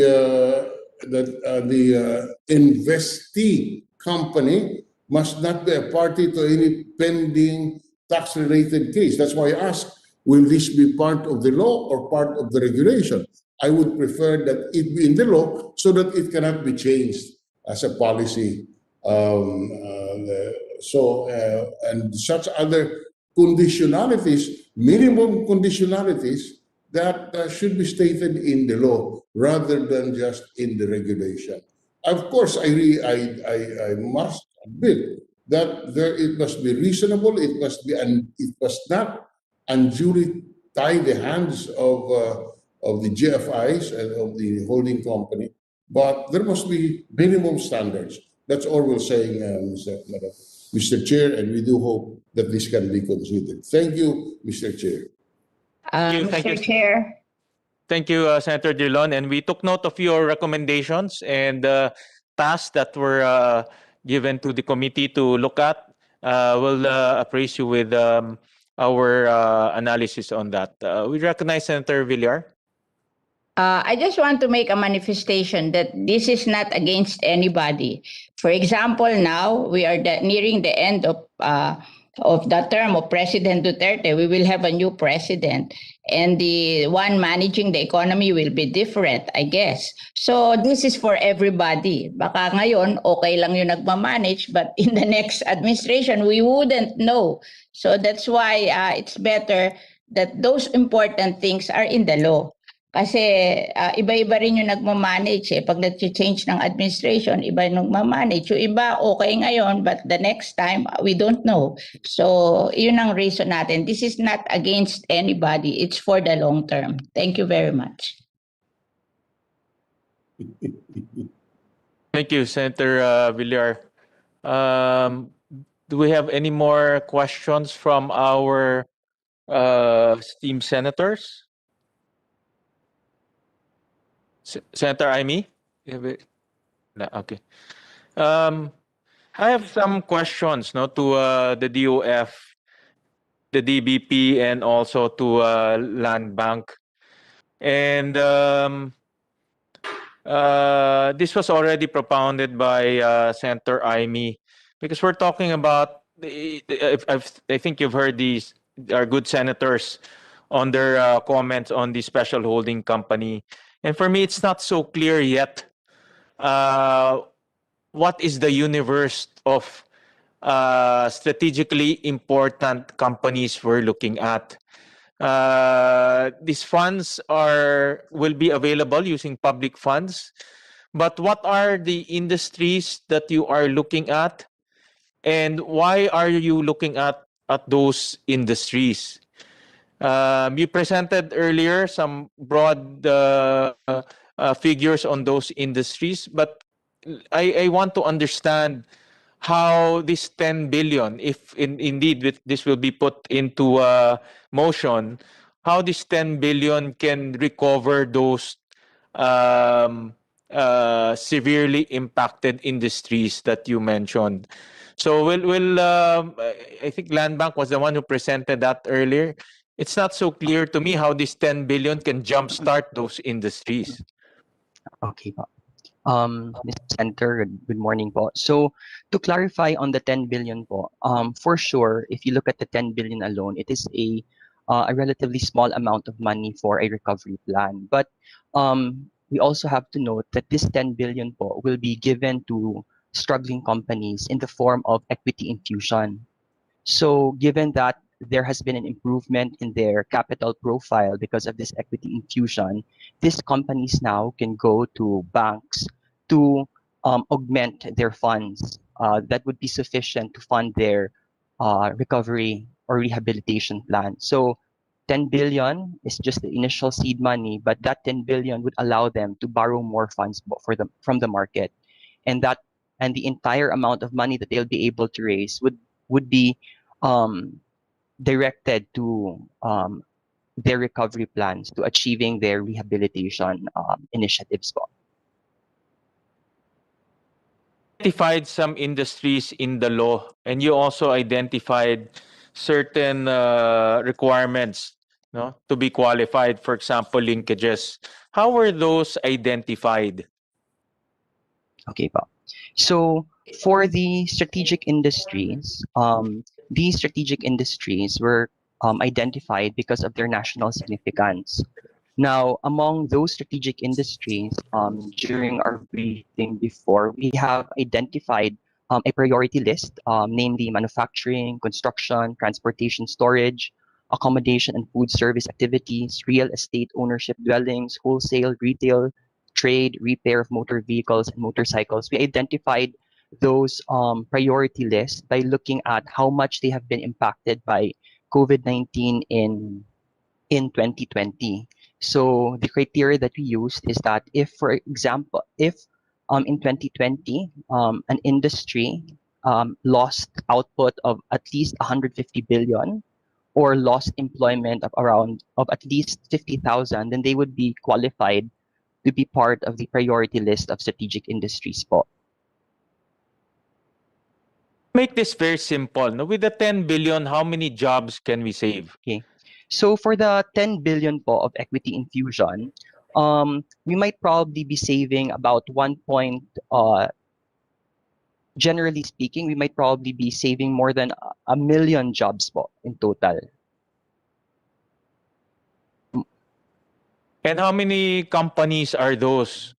How many companies can we save in that 10 billion amount? Okay po. So in terms of the 10 billion, if we channel that 10 billion po primarily to MSME lending, we might probably be able to cater to more than 58,000 MSMEs. Now, if we channel naman po the 10 billion primarily to strategically important corporations, then depending on how much we'll be able to invest them, looking at the perspective of land bank, we may probably be able to help mga more than 15 po if ever we split the entire 10 billion equally po to the strategically important companies that are in need. So that would be the answer to your query po, Senator. What are those 15 companies, or what are those 15 SICs? I cannot disclose specifically po the names of those companies, but I could give you an insight po of where these companies came from. So out of these 15 companies, about 3 companies are from transportation and logistics po. That's based on our assessment lang in Land Bank. We have 3 companies in energy. We have a company in construction.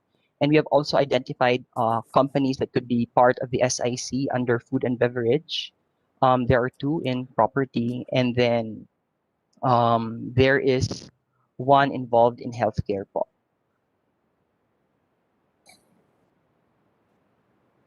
Okay, I just want to understand again. No? So you will be investing in equity.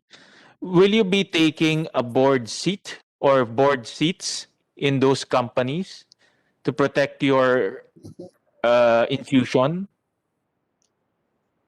Because that's not clear in the law.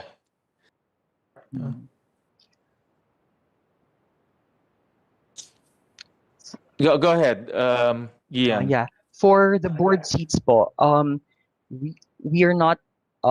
It's not contemplated po that we will be taking board seats doon sa mga strategically important companies, as we want them to do the recovery themselves. But of course, before we invest in these SICs, we will assess their recovery plan to make sure that it's sound, to make sure that it is feasible.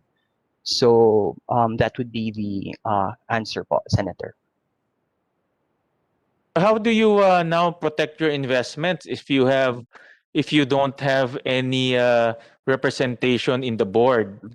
Like what Senator De Leon mentioned earlier, the board might decide on things that run contrary to those conditionalities. Without representation, then it's very hard to detect the decision of the board. Yes. On that one po, Senator, there would be monitoring that will be done on these SICs po. So like an investment portfolio, there would be annual, quarterly reports and monitoring that will be done on these SICs to make sure that they are compliant with the conditionality set. So that would be a manner by which the SHC would be able to oversee and to make sure that SICs would comply with the terms of the agreement po. But my reading of the law is there's no board representation, there's no penalty for a violation of the conditionalities, only repertorial. So I think the investee companies might view this as a very lax in terms of safeguards and also the strictness of the implementation of this investments. So that's one of the things that I saw in the law. Yes, Senator Dillon? Yes. In relation to that, Mr. Chair, May I know if the special holding company contemplated is a GOCC? Senator Drilon, yes, it would be a GOCC po initially, while while both Land Bank and DBP would still hold more than 50% share of the SHC po. So it is a GOCC. Yes po, Senator Drilon. What do you mean? Did you say initially? Yes po, because eventually once Land Bank and DBP, for example, would exit from the special holding company, then eventually that would the share of the SHC might probably be more towards private investors already. So in that particular case, it would cease to Yes. become a GOCC po. Yes, of course. If the equity of the government is less than 50%, it will no longer be a government-controlled corporation. But for the record, you're saying it is a GOCC and subject to all the rules of a government-owned and controlled corporation.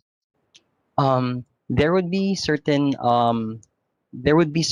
laws, rules, and regulations that the SHC is exempt from po. Like what? Like for example, the competition law, Philippine competition law. Is that in the law? Is that provided in the proposed law that there, to exempt the holding company from the application of laws must be very clear in this bill that we are discussing.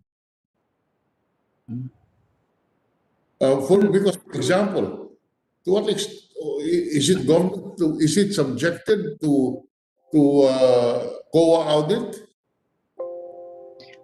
Yes po, Senator Drilon. The GOCC will still be subject to COA audit po. Yes, that is why if you're saying that the intention is to exempt it from certain laws, we would like to know what are these laws where an exemption is sought, so that if we agree, if the Senate and Congress will agree, then we will specify it in the law, and it cannot be presumed. Oh, of course, there are certain limits, as in, for example, COA audit. If it is a government-owned, of course, if the equity is minority, is less than majority, let's say the equity infusion will not even be enough to elect a board member, then certainly that would not be a GOCC. Is that correct?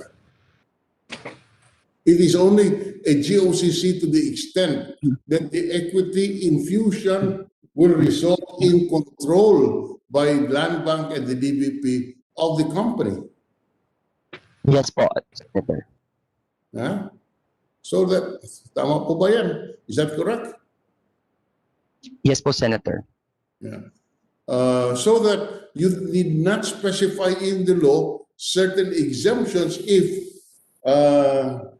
government equity through these GFIs is less than majority. It is not a government-controlled corporation nor a government-owned corporation, and therefore it is not technically a GOCC, which would subject it to the rules and regulations and the laws applicable to ordinary government offices.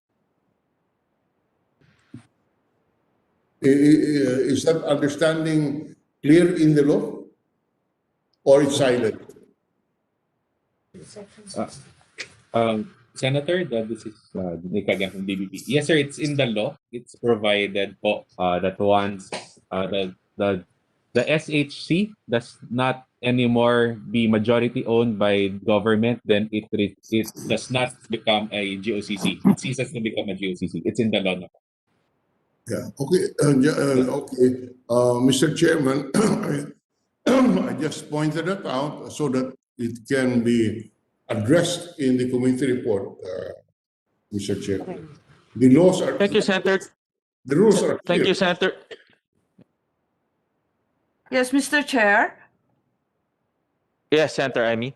Yes, sorry. Just by way of reminder, we have to take this bills as a whole, and I'd like to remind everyone that in fact in the FIST bill or the special purpose vehicle bills, we were very, very careful about the special purpose vehicles remaining private, despite the fact that government banks and GFIs and GOCCs had poured in all sorts of funding. So, eto po, dapat consistent tayo kasi pangkalahatang rescue package to. May FIST, may guide, may kung ano-ano pa. Kailangan magkapareho naman yata at patas-patas yung mga batas.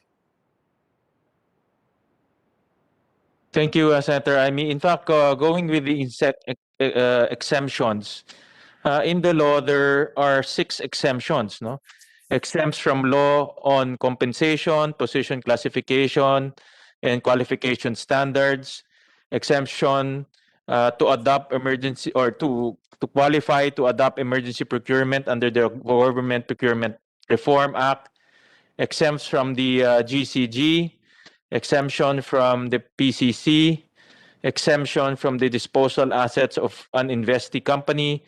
And lastly, this was pointed out by Senator Amy, exemption from ratio ceilings and limitations by the monetary board. So a lot of these exemptions obviously reduces safeguards, no? Especially especially by the limitations by the monetary board, because this affects the fiduciary standing of the bank itself.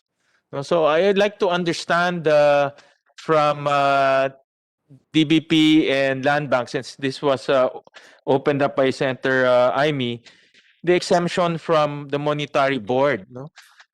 This is a very crucial and delicate exemption. Yes, Senator Frank? Yes.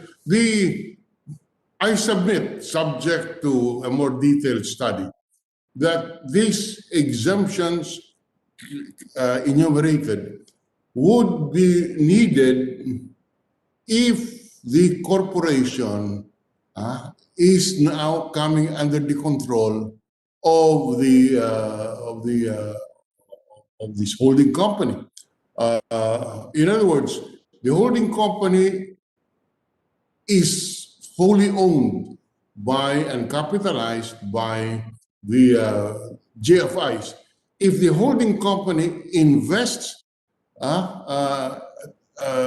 in an investee company and the equity does not give it control, my submission is that these exemptions are not necessary, because in the first place they are not applicable to the extent, I take that back, they are not applicable to the extent that it is not a government-owned and controlled corporation. So again, that is subject, as I said, we do not want to unduly restrict the government. The restrictions are well defined in the law, so that in my view, subject to further study, is that the restrictions and the application of these laws would be premised on the control by the government of the investee company. In other words, where the equity is over 50%, then it becomes a GOCC. That's our submission, Mr. Chair, but subject to further study. In other words, you impose the grandfather rule insofar as that is concerned, Mr. President. Thank you very much. Thank you. Thank you. And I would like to again post a question on the exemption from ratios, ceilings, and limitations. Again, I'm not so clear on why this exemption is needed, because this is a exemption given to the normal operation of the bank. So may I get some answers from DBP and Land Bank? Good morning again, Senator. On the ratios and exemptions, this actually pertains to how our investment in the special holding company would affect our capital adequacy ratio. Since any investments would affect the computation of such ratios, this exemption would allow the bank actually to continue lending because the ratio would not be compressed because of this investment.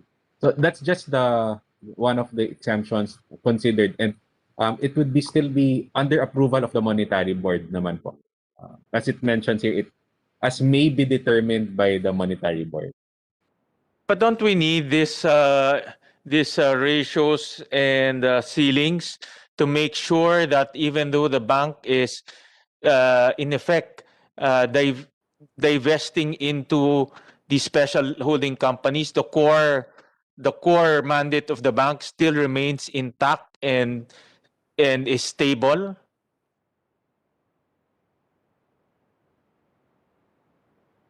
Yes, Mr. Gonzalo, you're raising your hands.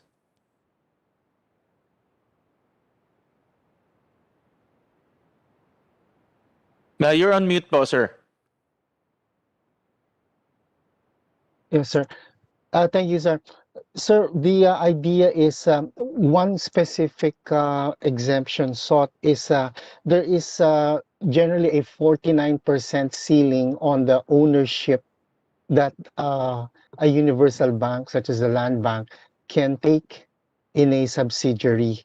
But since the plan is for DBP and Land Bank to capitalize this the holding company initially na kaming dalawa lang po, lalagpasan po namin, especially by the Land Bank, that 49% ceiling. And so as shown, kung tig 2.5 billion po ang DBP, 7.5 billion ang Land Bank, totaling 10, 75% po ang magiging ownership of Land Bank on the holding company. Now, since gusto pong mag-operate na ito kagad, while we are waiting for the other investors to come in, therefore, we would need that kind of exemption. It is in that sense po yung exemptions that are being sought. Hanggang sa ganun lang naman po. But if the exemption is limited to just ownership, then we can just specify that in the law rather than a blanket exemption from the monetary board. That includes when you say ratio ceilings and limitation, that includes risk assessment, risk management, and risk mitigation. And that's precisely what we were talking about earlier, is not to overexpose the bank. And we don't want a scenario wherein the bank keeps on pumping money into this holding company. No? Because that's not the core mandate. This is supposed to be a temporary measure. But the core operations of the bank should remain stable and continue to be adequately protected.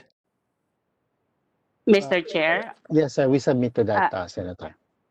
Mr. Chair, if I may, this is Attorney Arifa Ala from the Bangko Sentral. Yes, Attorney Arifa and then Senator Frank. Yes. If we notice, Mr. Chair, the provision that is used under Section 18 of the proposed bill is that the Monetary Board may exempt. So it will be subject to the evaluation of the Bangko Sentral. And when we actually grant exemptions to banking institutions, these are subject to conditions, and these are time-bound. So, for example, the other ceilings not mentioned by my colleagues in DBP, for example, we have also ceiling in terms of the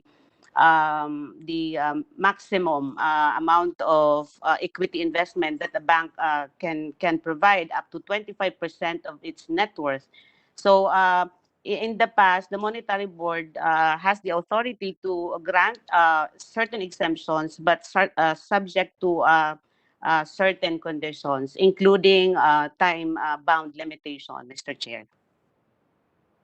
Thank you, Senator Drilon.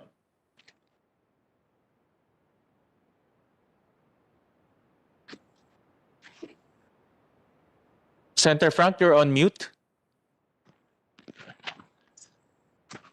It's a special holding company. Can there be, will the special holding company be open to equity investment from the private sector? Since it is a special holding company? I assume it will be governed by corporation code, etc. Yes, DOF, you may respond. That is right, Mr. Senator. And also, aside, and that's on top of the multinationals participation also in the special holding company. Because that would trigger a demonstration effect once we have the likes of ADB, World Bank, IFC also investing in the special holding company. Yes, but yes. Okay, so is that specified in the law, or is that presumed? What? Because it's very critical to me, Madam. If you allow, if private equity will be allowed, what happens? Or assuming that private equity is allowed, would you allow control of the holding company by equity from the private sector, or would you maintain the nature of the special holding company as a GOCC?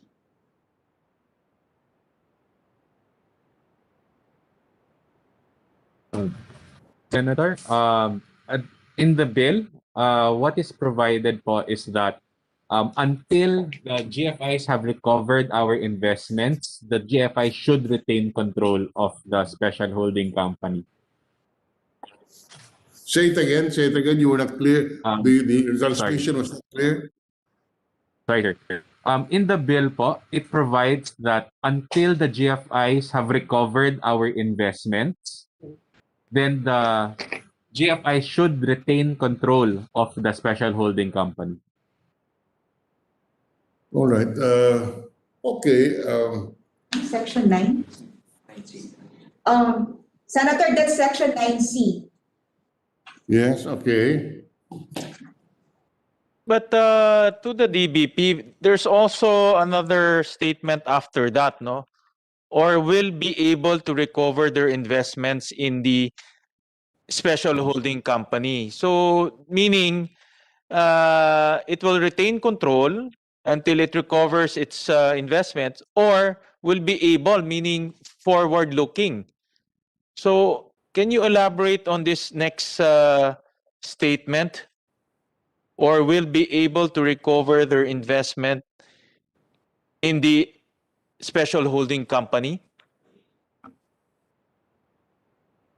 Yes, sir.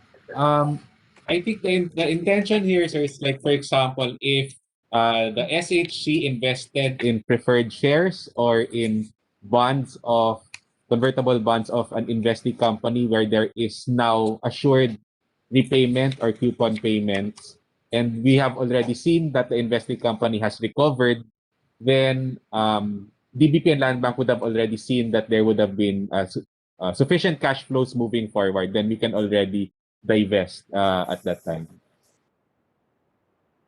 It doesn't necessarily mean that you have recovered. Based on the future projection, you can already start reducing your majority stake and allow the private to control the special holding company. That's correct, Senator. Okay. But will the diminution of the control affect the cash flows also? Because it will be through the special holding company, meaning the recovery is through the special holding company. Tama po ba? Yeah, okay. Yeah. To the DBP? Yeah, that would be form part of the agreements with new investors. Part of it would be actually the sale of DBP and land banks own shares in the SHC, so that would form part of the recovery already. May I suggest, Mr. Chairman, that this be studied carefully, whether or not, this issue of private equity, because it has a lot of legal effects. Government control is critical, and therefore the issue of investments by the private sector, equity, etc., the rules must be clear. The phrase recovery of investment is so vague, and that it can be interpreted a number of times. Yes, Senator Drilon, that's why I also put a lot of emphasis on the exit mechanism.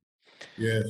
Because the exit mechanism, definitely what we want is a clean exit, not a vague exit, because or else we'll be left holding the bag.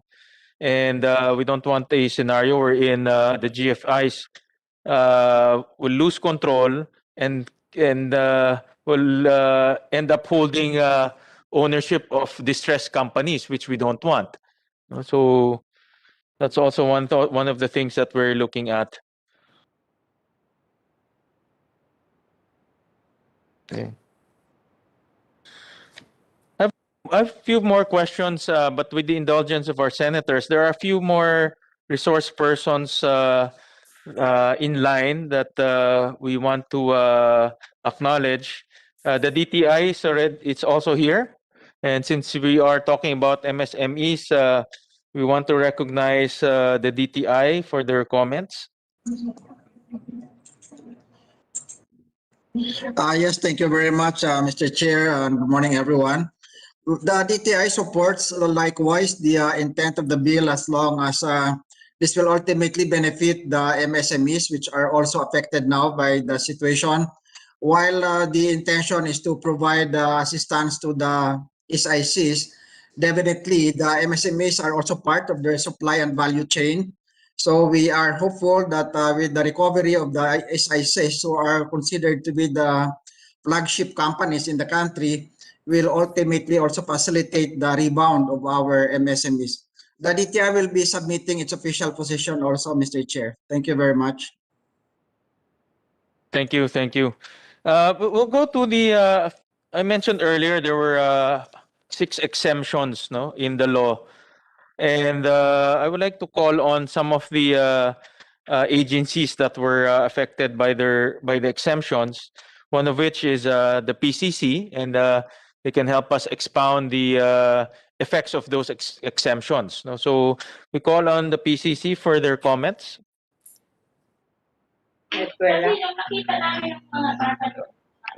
Good afternoon, Chair, Senators, everyone. I'm Attorney Jared Rivera from PCC. Joined with me here is Ms. Marinela Gamboa, Senior Economist of PCC. As to the exemption, we would like to suggest that in the language of the bill, that it be identified that the exemption is only for Section 17 of the PCA, specifically on the mandatory notification and review of mergers and acquisition breaching a certain transaction threshold. And that it be specified or not that, because with that identification, it will be clear that the PCC can still exercise its investigative power if entities commit anti-competitive practices under Section 14 and 15 of the Philippine Competition Act. And would also like to suggest that though they are to be exempted, that PCC be consulted on transactions that would otherwise breach the threshold, just to comment on competition matters, so that we can prevent on the potential harm to market competition. So that would be our comment regarding the exemption of PCC. Question. Mr. Chair? Yes. Yes, Senator Drilon. So your position, Mr. Commissioner Rivera, is that it cannot be a general exemption from the Philippine Competition Act, but you are accepting that there can be certain aspects where an exemption can be applied. Yes, yes, Senator, and Okay. it can Yeah. be inferred from the current language of the law. But just to be extra careful, we would like to identify that the exemption be only on Section 17. That's correct. So can you submit to the committee a proposed refinement of the general exemption that is presently found in the bill so that we will take into account the position of the PCC? Noted, Senator. I think we have submitted previously position paper when these bills and similar bills are deliberated in the House, but we'll submit. Yes, submit it to us. And not only a general position paper, but the specific amendment that you would like to see in the law as passed in the House, unless you're saying that you can adopt the law or the bill that was adopted in the House. Anyway, and that's just my point. We will. Yeah. Thank you. So, para po hindi kami magkamali, we would like to see, coming from you, how it should be worded, because this is the anti-competition, the Philippine Competition Commission would have a role here. And that's what, so, pwede po ba yan? Can you submit it to us for the consideration of the subcommittee? Yes, yes, Senator. Thank you, Mr. Chair. Thank you, Senator Dulan. Attorney Jared, no, there's a provision here, no, a proviso, in fact, in the exemption. And let me just read, provided that this exemption shall only apply to acquisition of assets of an investee company by the SHC pursuant to its powers under this act. What's the effect of this exemption? Because this gives exemption to the assets being bought by the investee company. So what's the effect of this? Mr. Chair, I would like to, or we would like to further elaborate that on the position paper that we will submit, for just to be sure and just to be cohesive with our general position.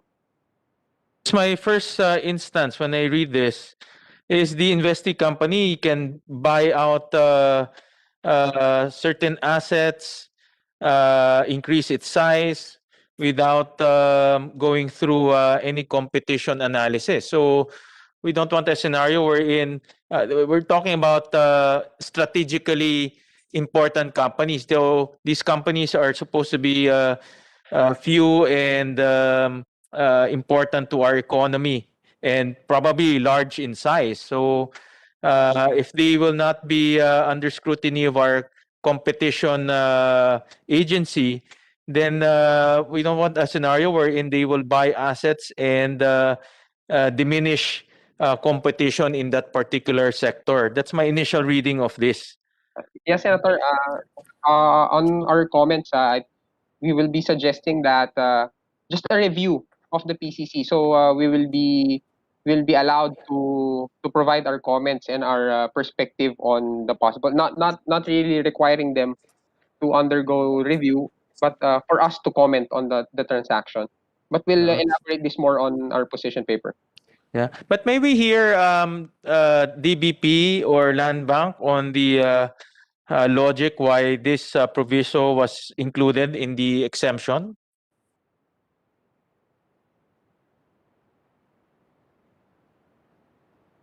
Yeah. Go ahead po.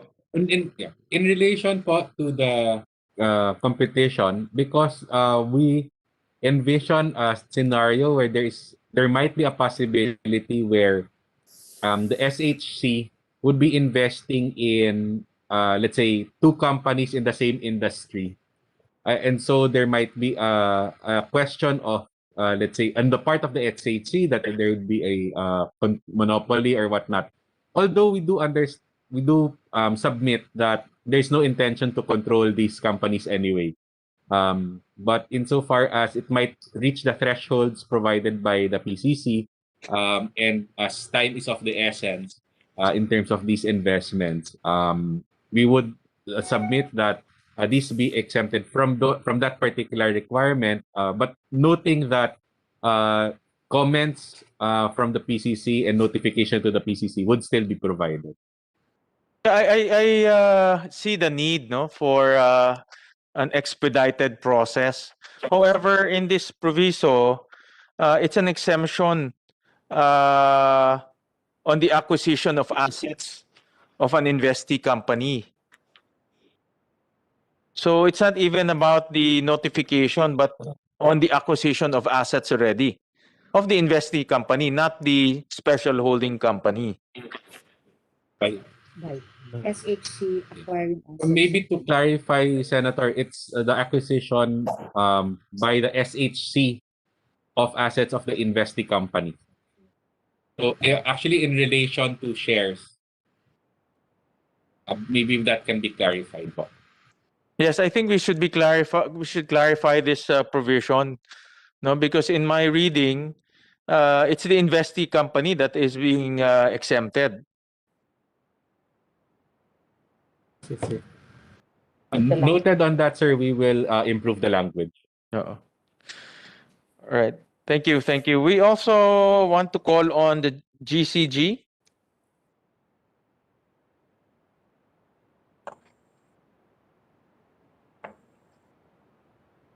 Good morning, Chairman and Senators.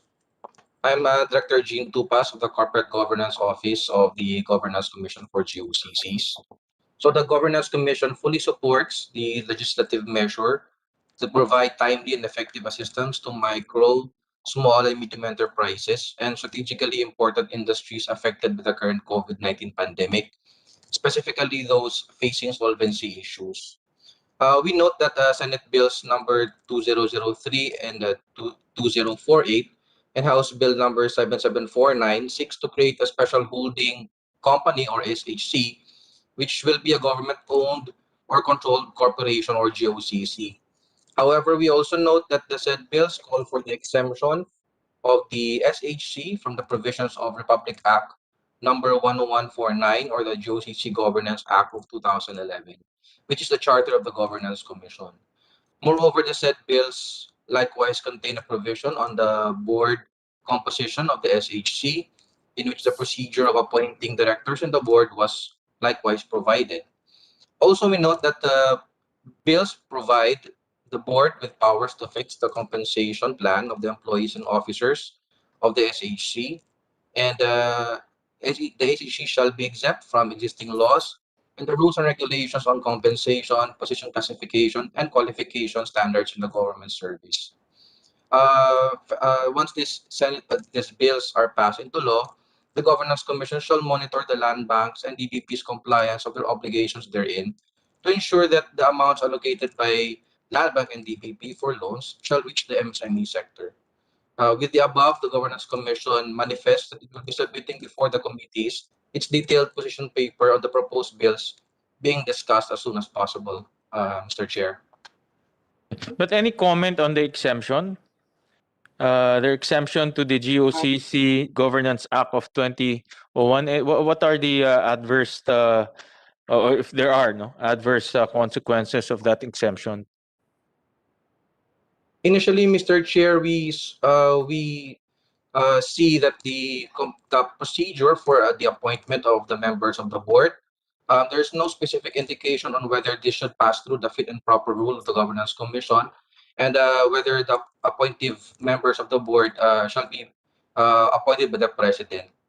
So in this provision, Mr. Chair, we will be providing a proposed amendments on the said provision.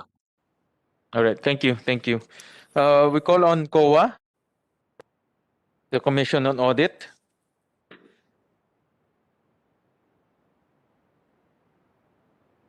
We call on the representatives of the Commission on Audit.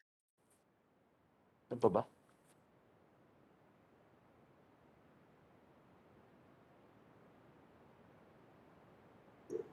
Anyone from COA? Wala.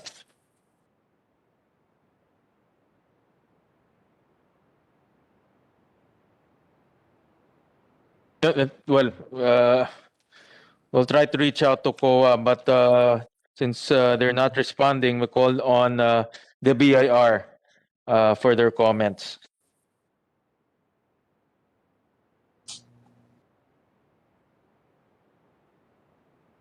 Any comments from the BIR? Considering there'll be a tax reprieve that will be given. Oh, COA? Is COA there already? Attorney Quijano?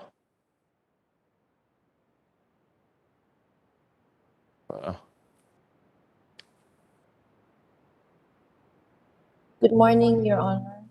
Yes, go ahead po. Yes, Your Honor, I'm from the Commission and Audit Legal Affairs Office.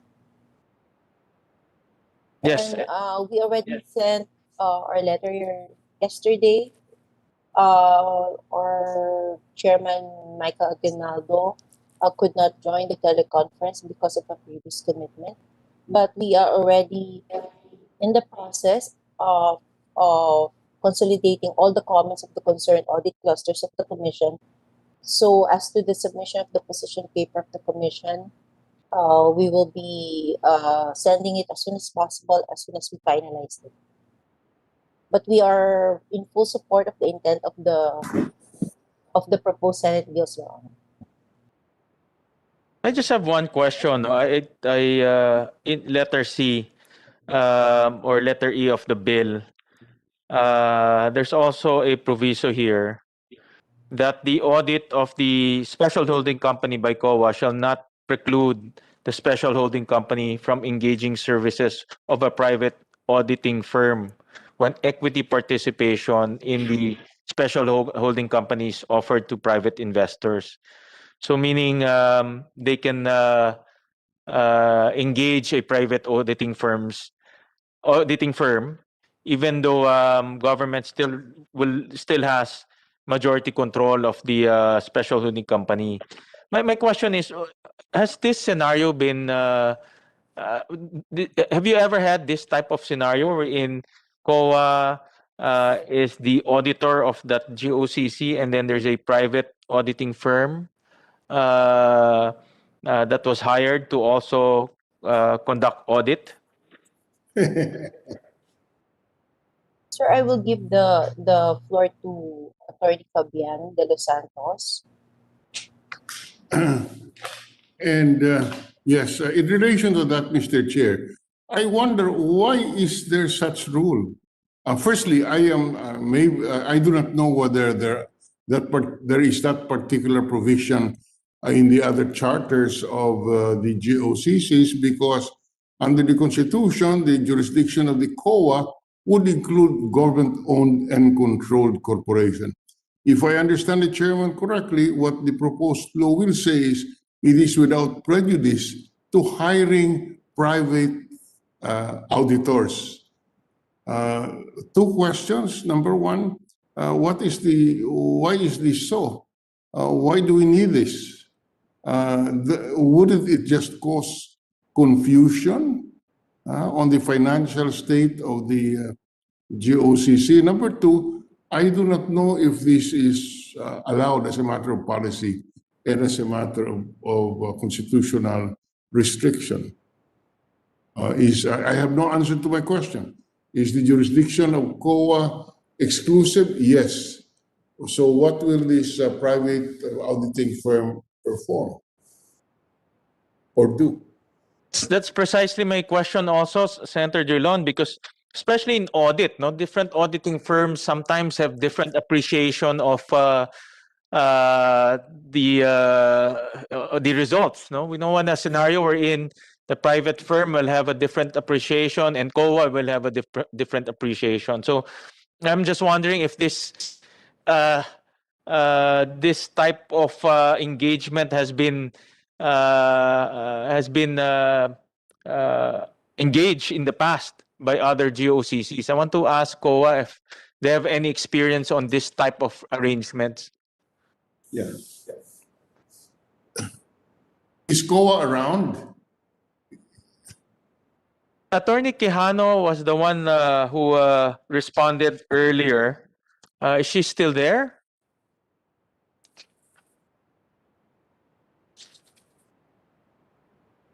Your Honor, we are in the process of reviewing the provisions of the Senate bills.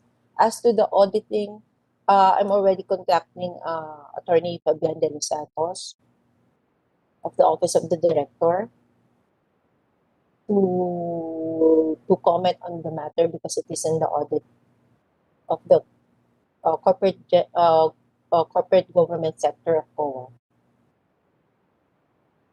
Attorney, you have to review this also because in the Yes, in Your that provision, there's also another proviso, and let me just read. Provided further that even if the services of the latter, which is the private, are availed of, the audit report of COA shall serve as the report for purposes of compliance. So COA will be relegated to just for compliance. No? So again, no, we don't want a scenario wherein there will be two audit reports that are reporting different details. And I just want to get a comment from COA that the COA report will be relegated to just compliance purposes. No, I just want to get a comment on that. Yes, Your Honor, we will be submitting our final position paper as soon as it is we have consolidated all the comments from the different government sectors. Pag-ingatan po natin yan, Mr. Chairman. Pag-ingatan po natin that the COA audit will just be for purposes of compliance. What does that exactly mean, and why is that being inserted there? What is the purpose? Because the power of the COA is constitutional, defined in the Constitution. It's not defined by law. And therefore, and it covers government-owned and controlled corporation. The only exception from COA is if the equity is less than 50%. But if it is more than 50%, 50.1, that's already a jurisdiction of the COA is exclusive. I do not know what this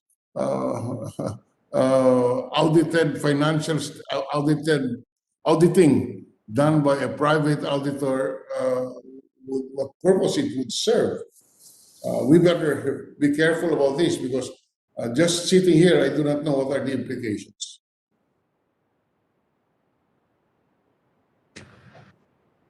Would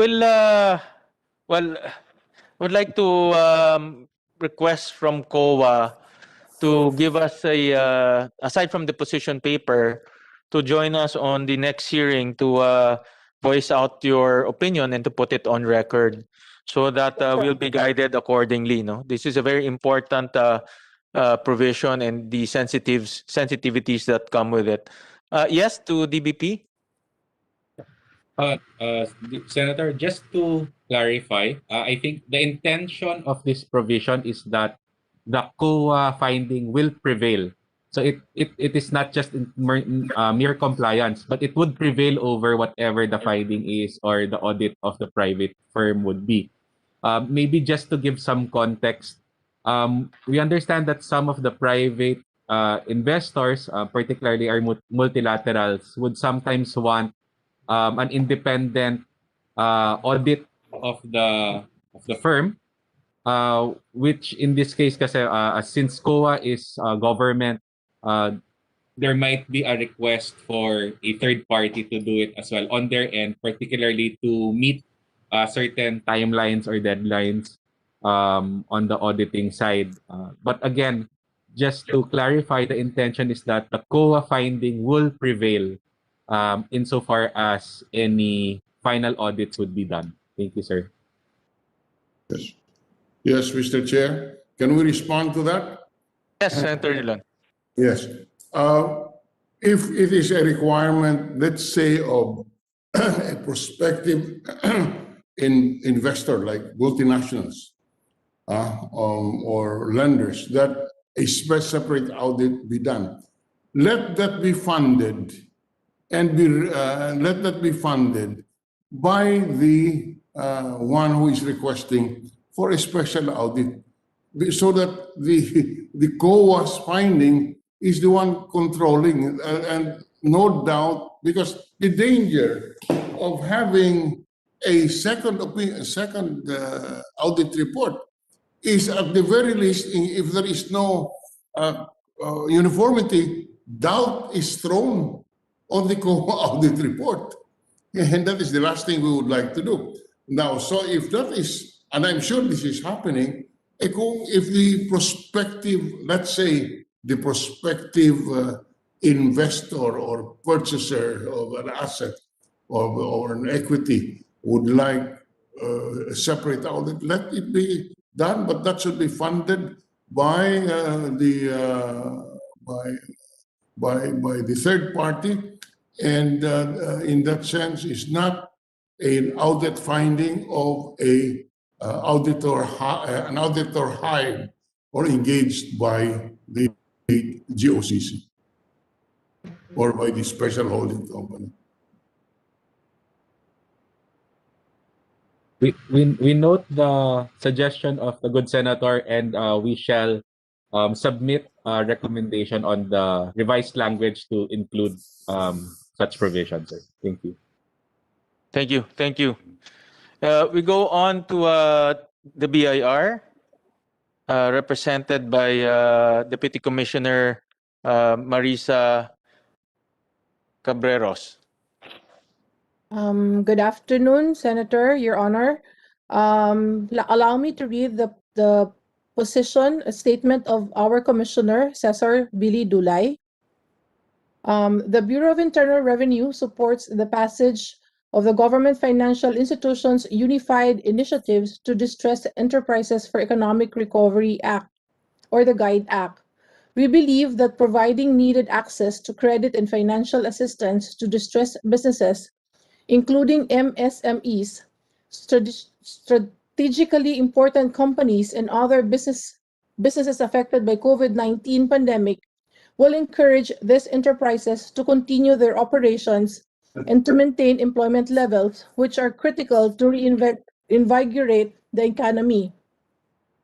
In the said bills, tax exemptions and fee privileges will be provided to DBP and Land Bank to lower overall cost of borrowing by MSMEs and to assist the rehabilitation of SICs affected by the COVID-19 pandemic, which are experiencing temporary solvency issues.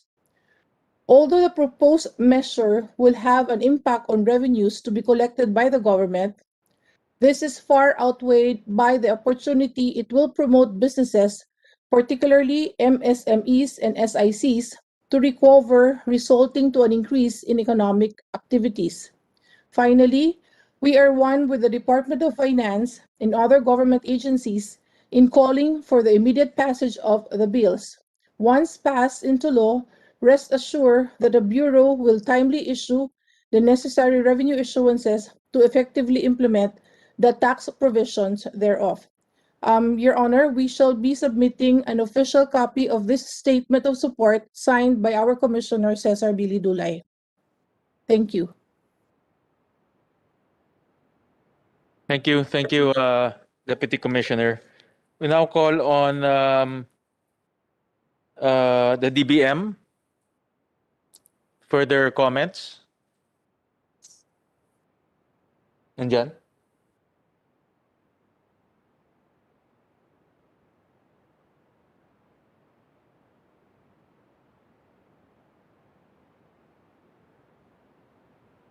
We call on the DBM.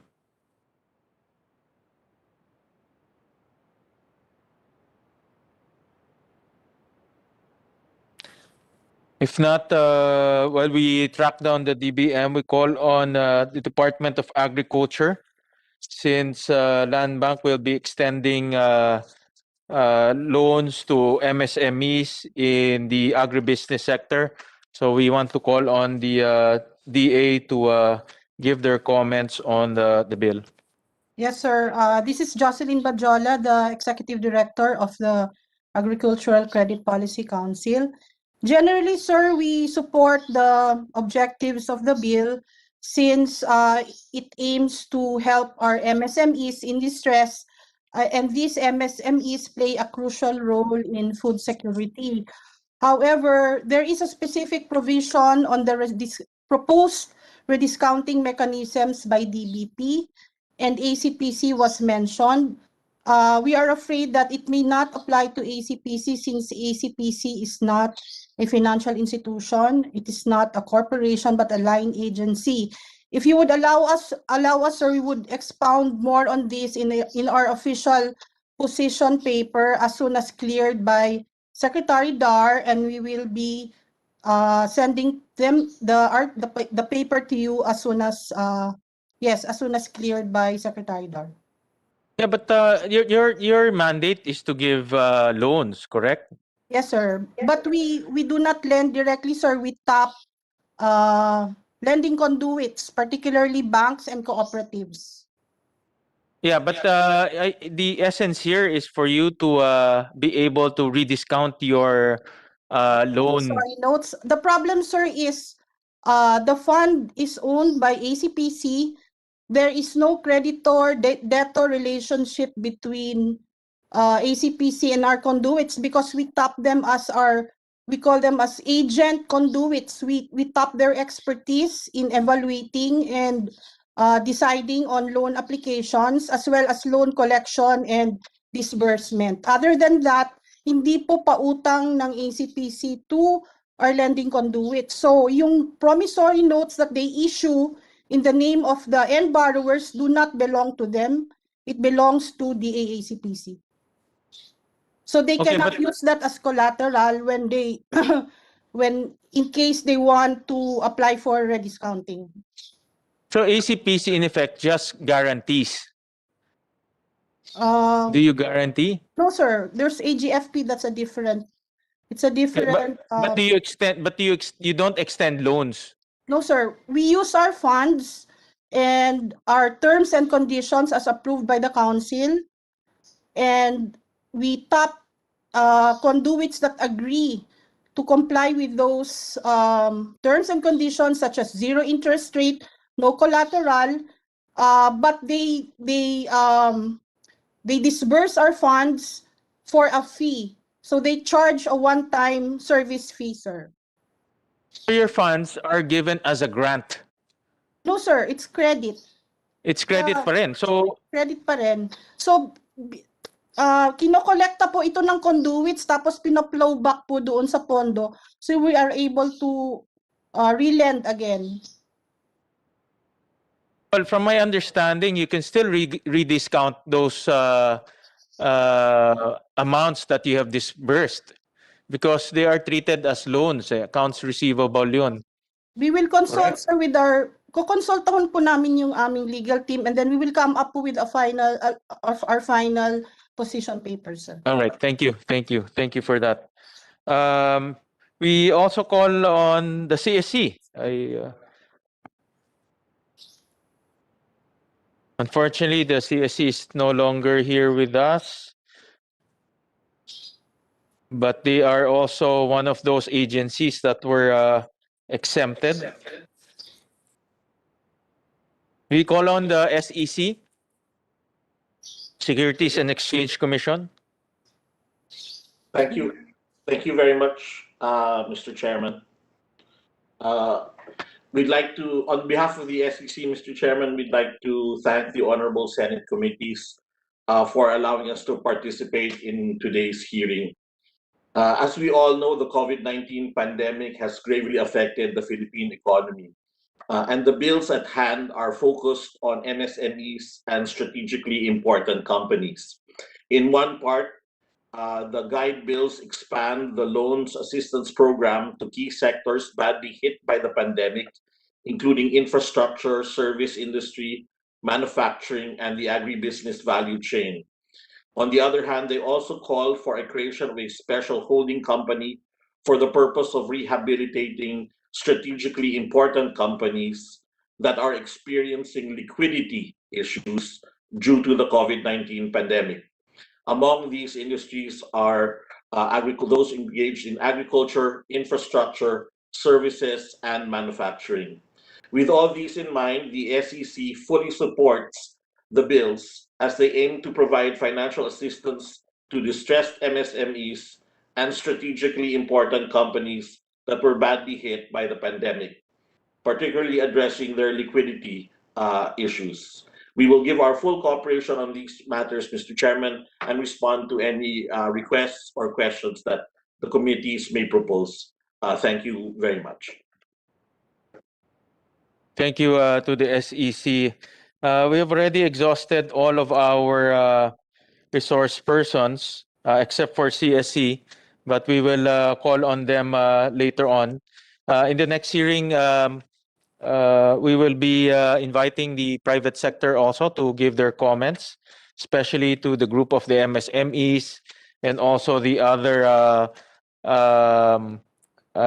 companies that are included in the specific industries that were mentioned in the law. With that, are there any more questions from our senator? Senator Frank, do you have any more issues to propound? Yeah, no, just I would like to think that, given the magnitude of the problem, the amount may not be that significant in terms of being able to achieve the intended purpose. Can we ask whoever to give us a review of whether or not the 10 billion is sufficient? I mean, from an objective point of view. Ano ba magagawa nitong 10 billion in the context of where we are today? Okay. So we will need the Department of Finance and whosoever to give us a reading of this. They're saying, is this enough to achieve the purpose of helping our industries, particularly the small and medium scale industries? May we have a response from the DOF? They don't have to respond now, sir. Okay. They can respond in the next. Well, that is my question earlier, Senator Frank. The 10 billion that let's treat this 10 billion as an investment, and in any investment, there should be a return, whether from a social point of view or a financial point of view, and that's what we are trying to get after, so that we will understand fully how these investments will help stop the bleeding and recover our economy as quick as possible. But 10 billion to a 1.5 trillion loss, because our economy lost 1.5 trillion last year.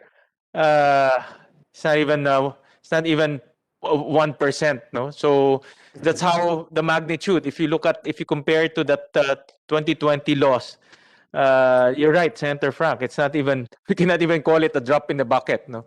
So, that if we are looking at a vaccination of 70 million Filipinos, 45,000, I cannot even imagine what percentage that is. 45,000 Filipinos who have been vaccinated is insignificant if we are looking at vaccinate as a vaccine program for 70 million Filipinos.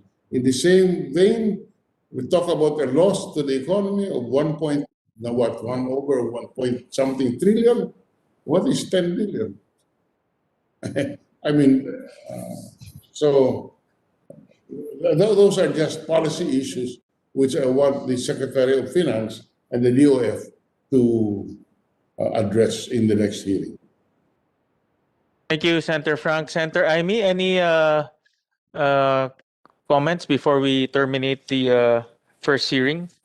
No more, thank you. I think we've definitely asked all the questions, so we've raised the level of confusion. That's for sure. Thank you.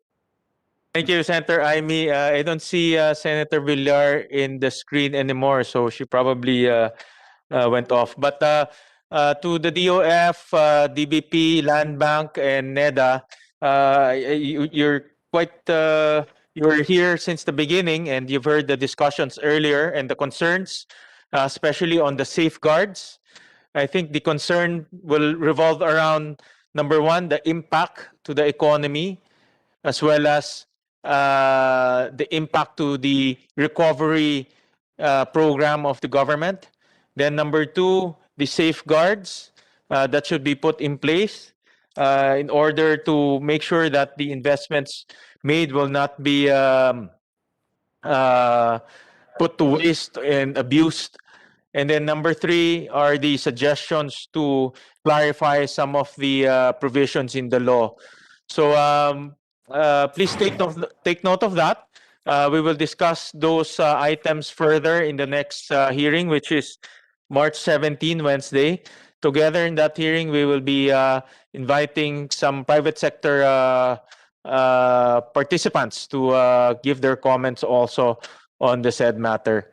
So with that, I would like to thank Senator Amy and Senator Frank. Senator Frank, you have I don't know if that is a actual aquarium or that's a virtual background. I was trying to figure out whether, because you usually have a different background. So you're on mute, Sen Frank. Naka-mute siya. That? So cute. That's actual. That's actual. That's an Yeah, actual. they're moving.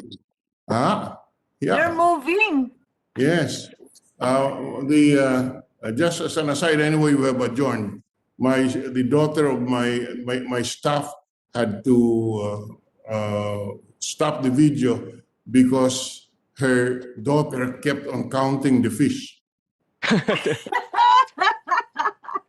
I was trying to figure out whether that's a virtual background or an actual aquarium, but it's a different background compared to the one you used to flash with us. It's an actual aquarium. Thank you for the participation of our good minority floor, and of course to one of the proponents, the chairman of the Economic Affairs Committee. So thank you very much. We'll suspend this hearing until March 17 next Wednesday. Thank you very much. Happy weekend.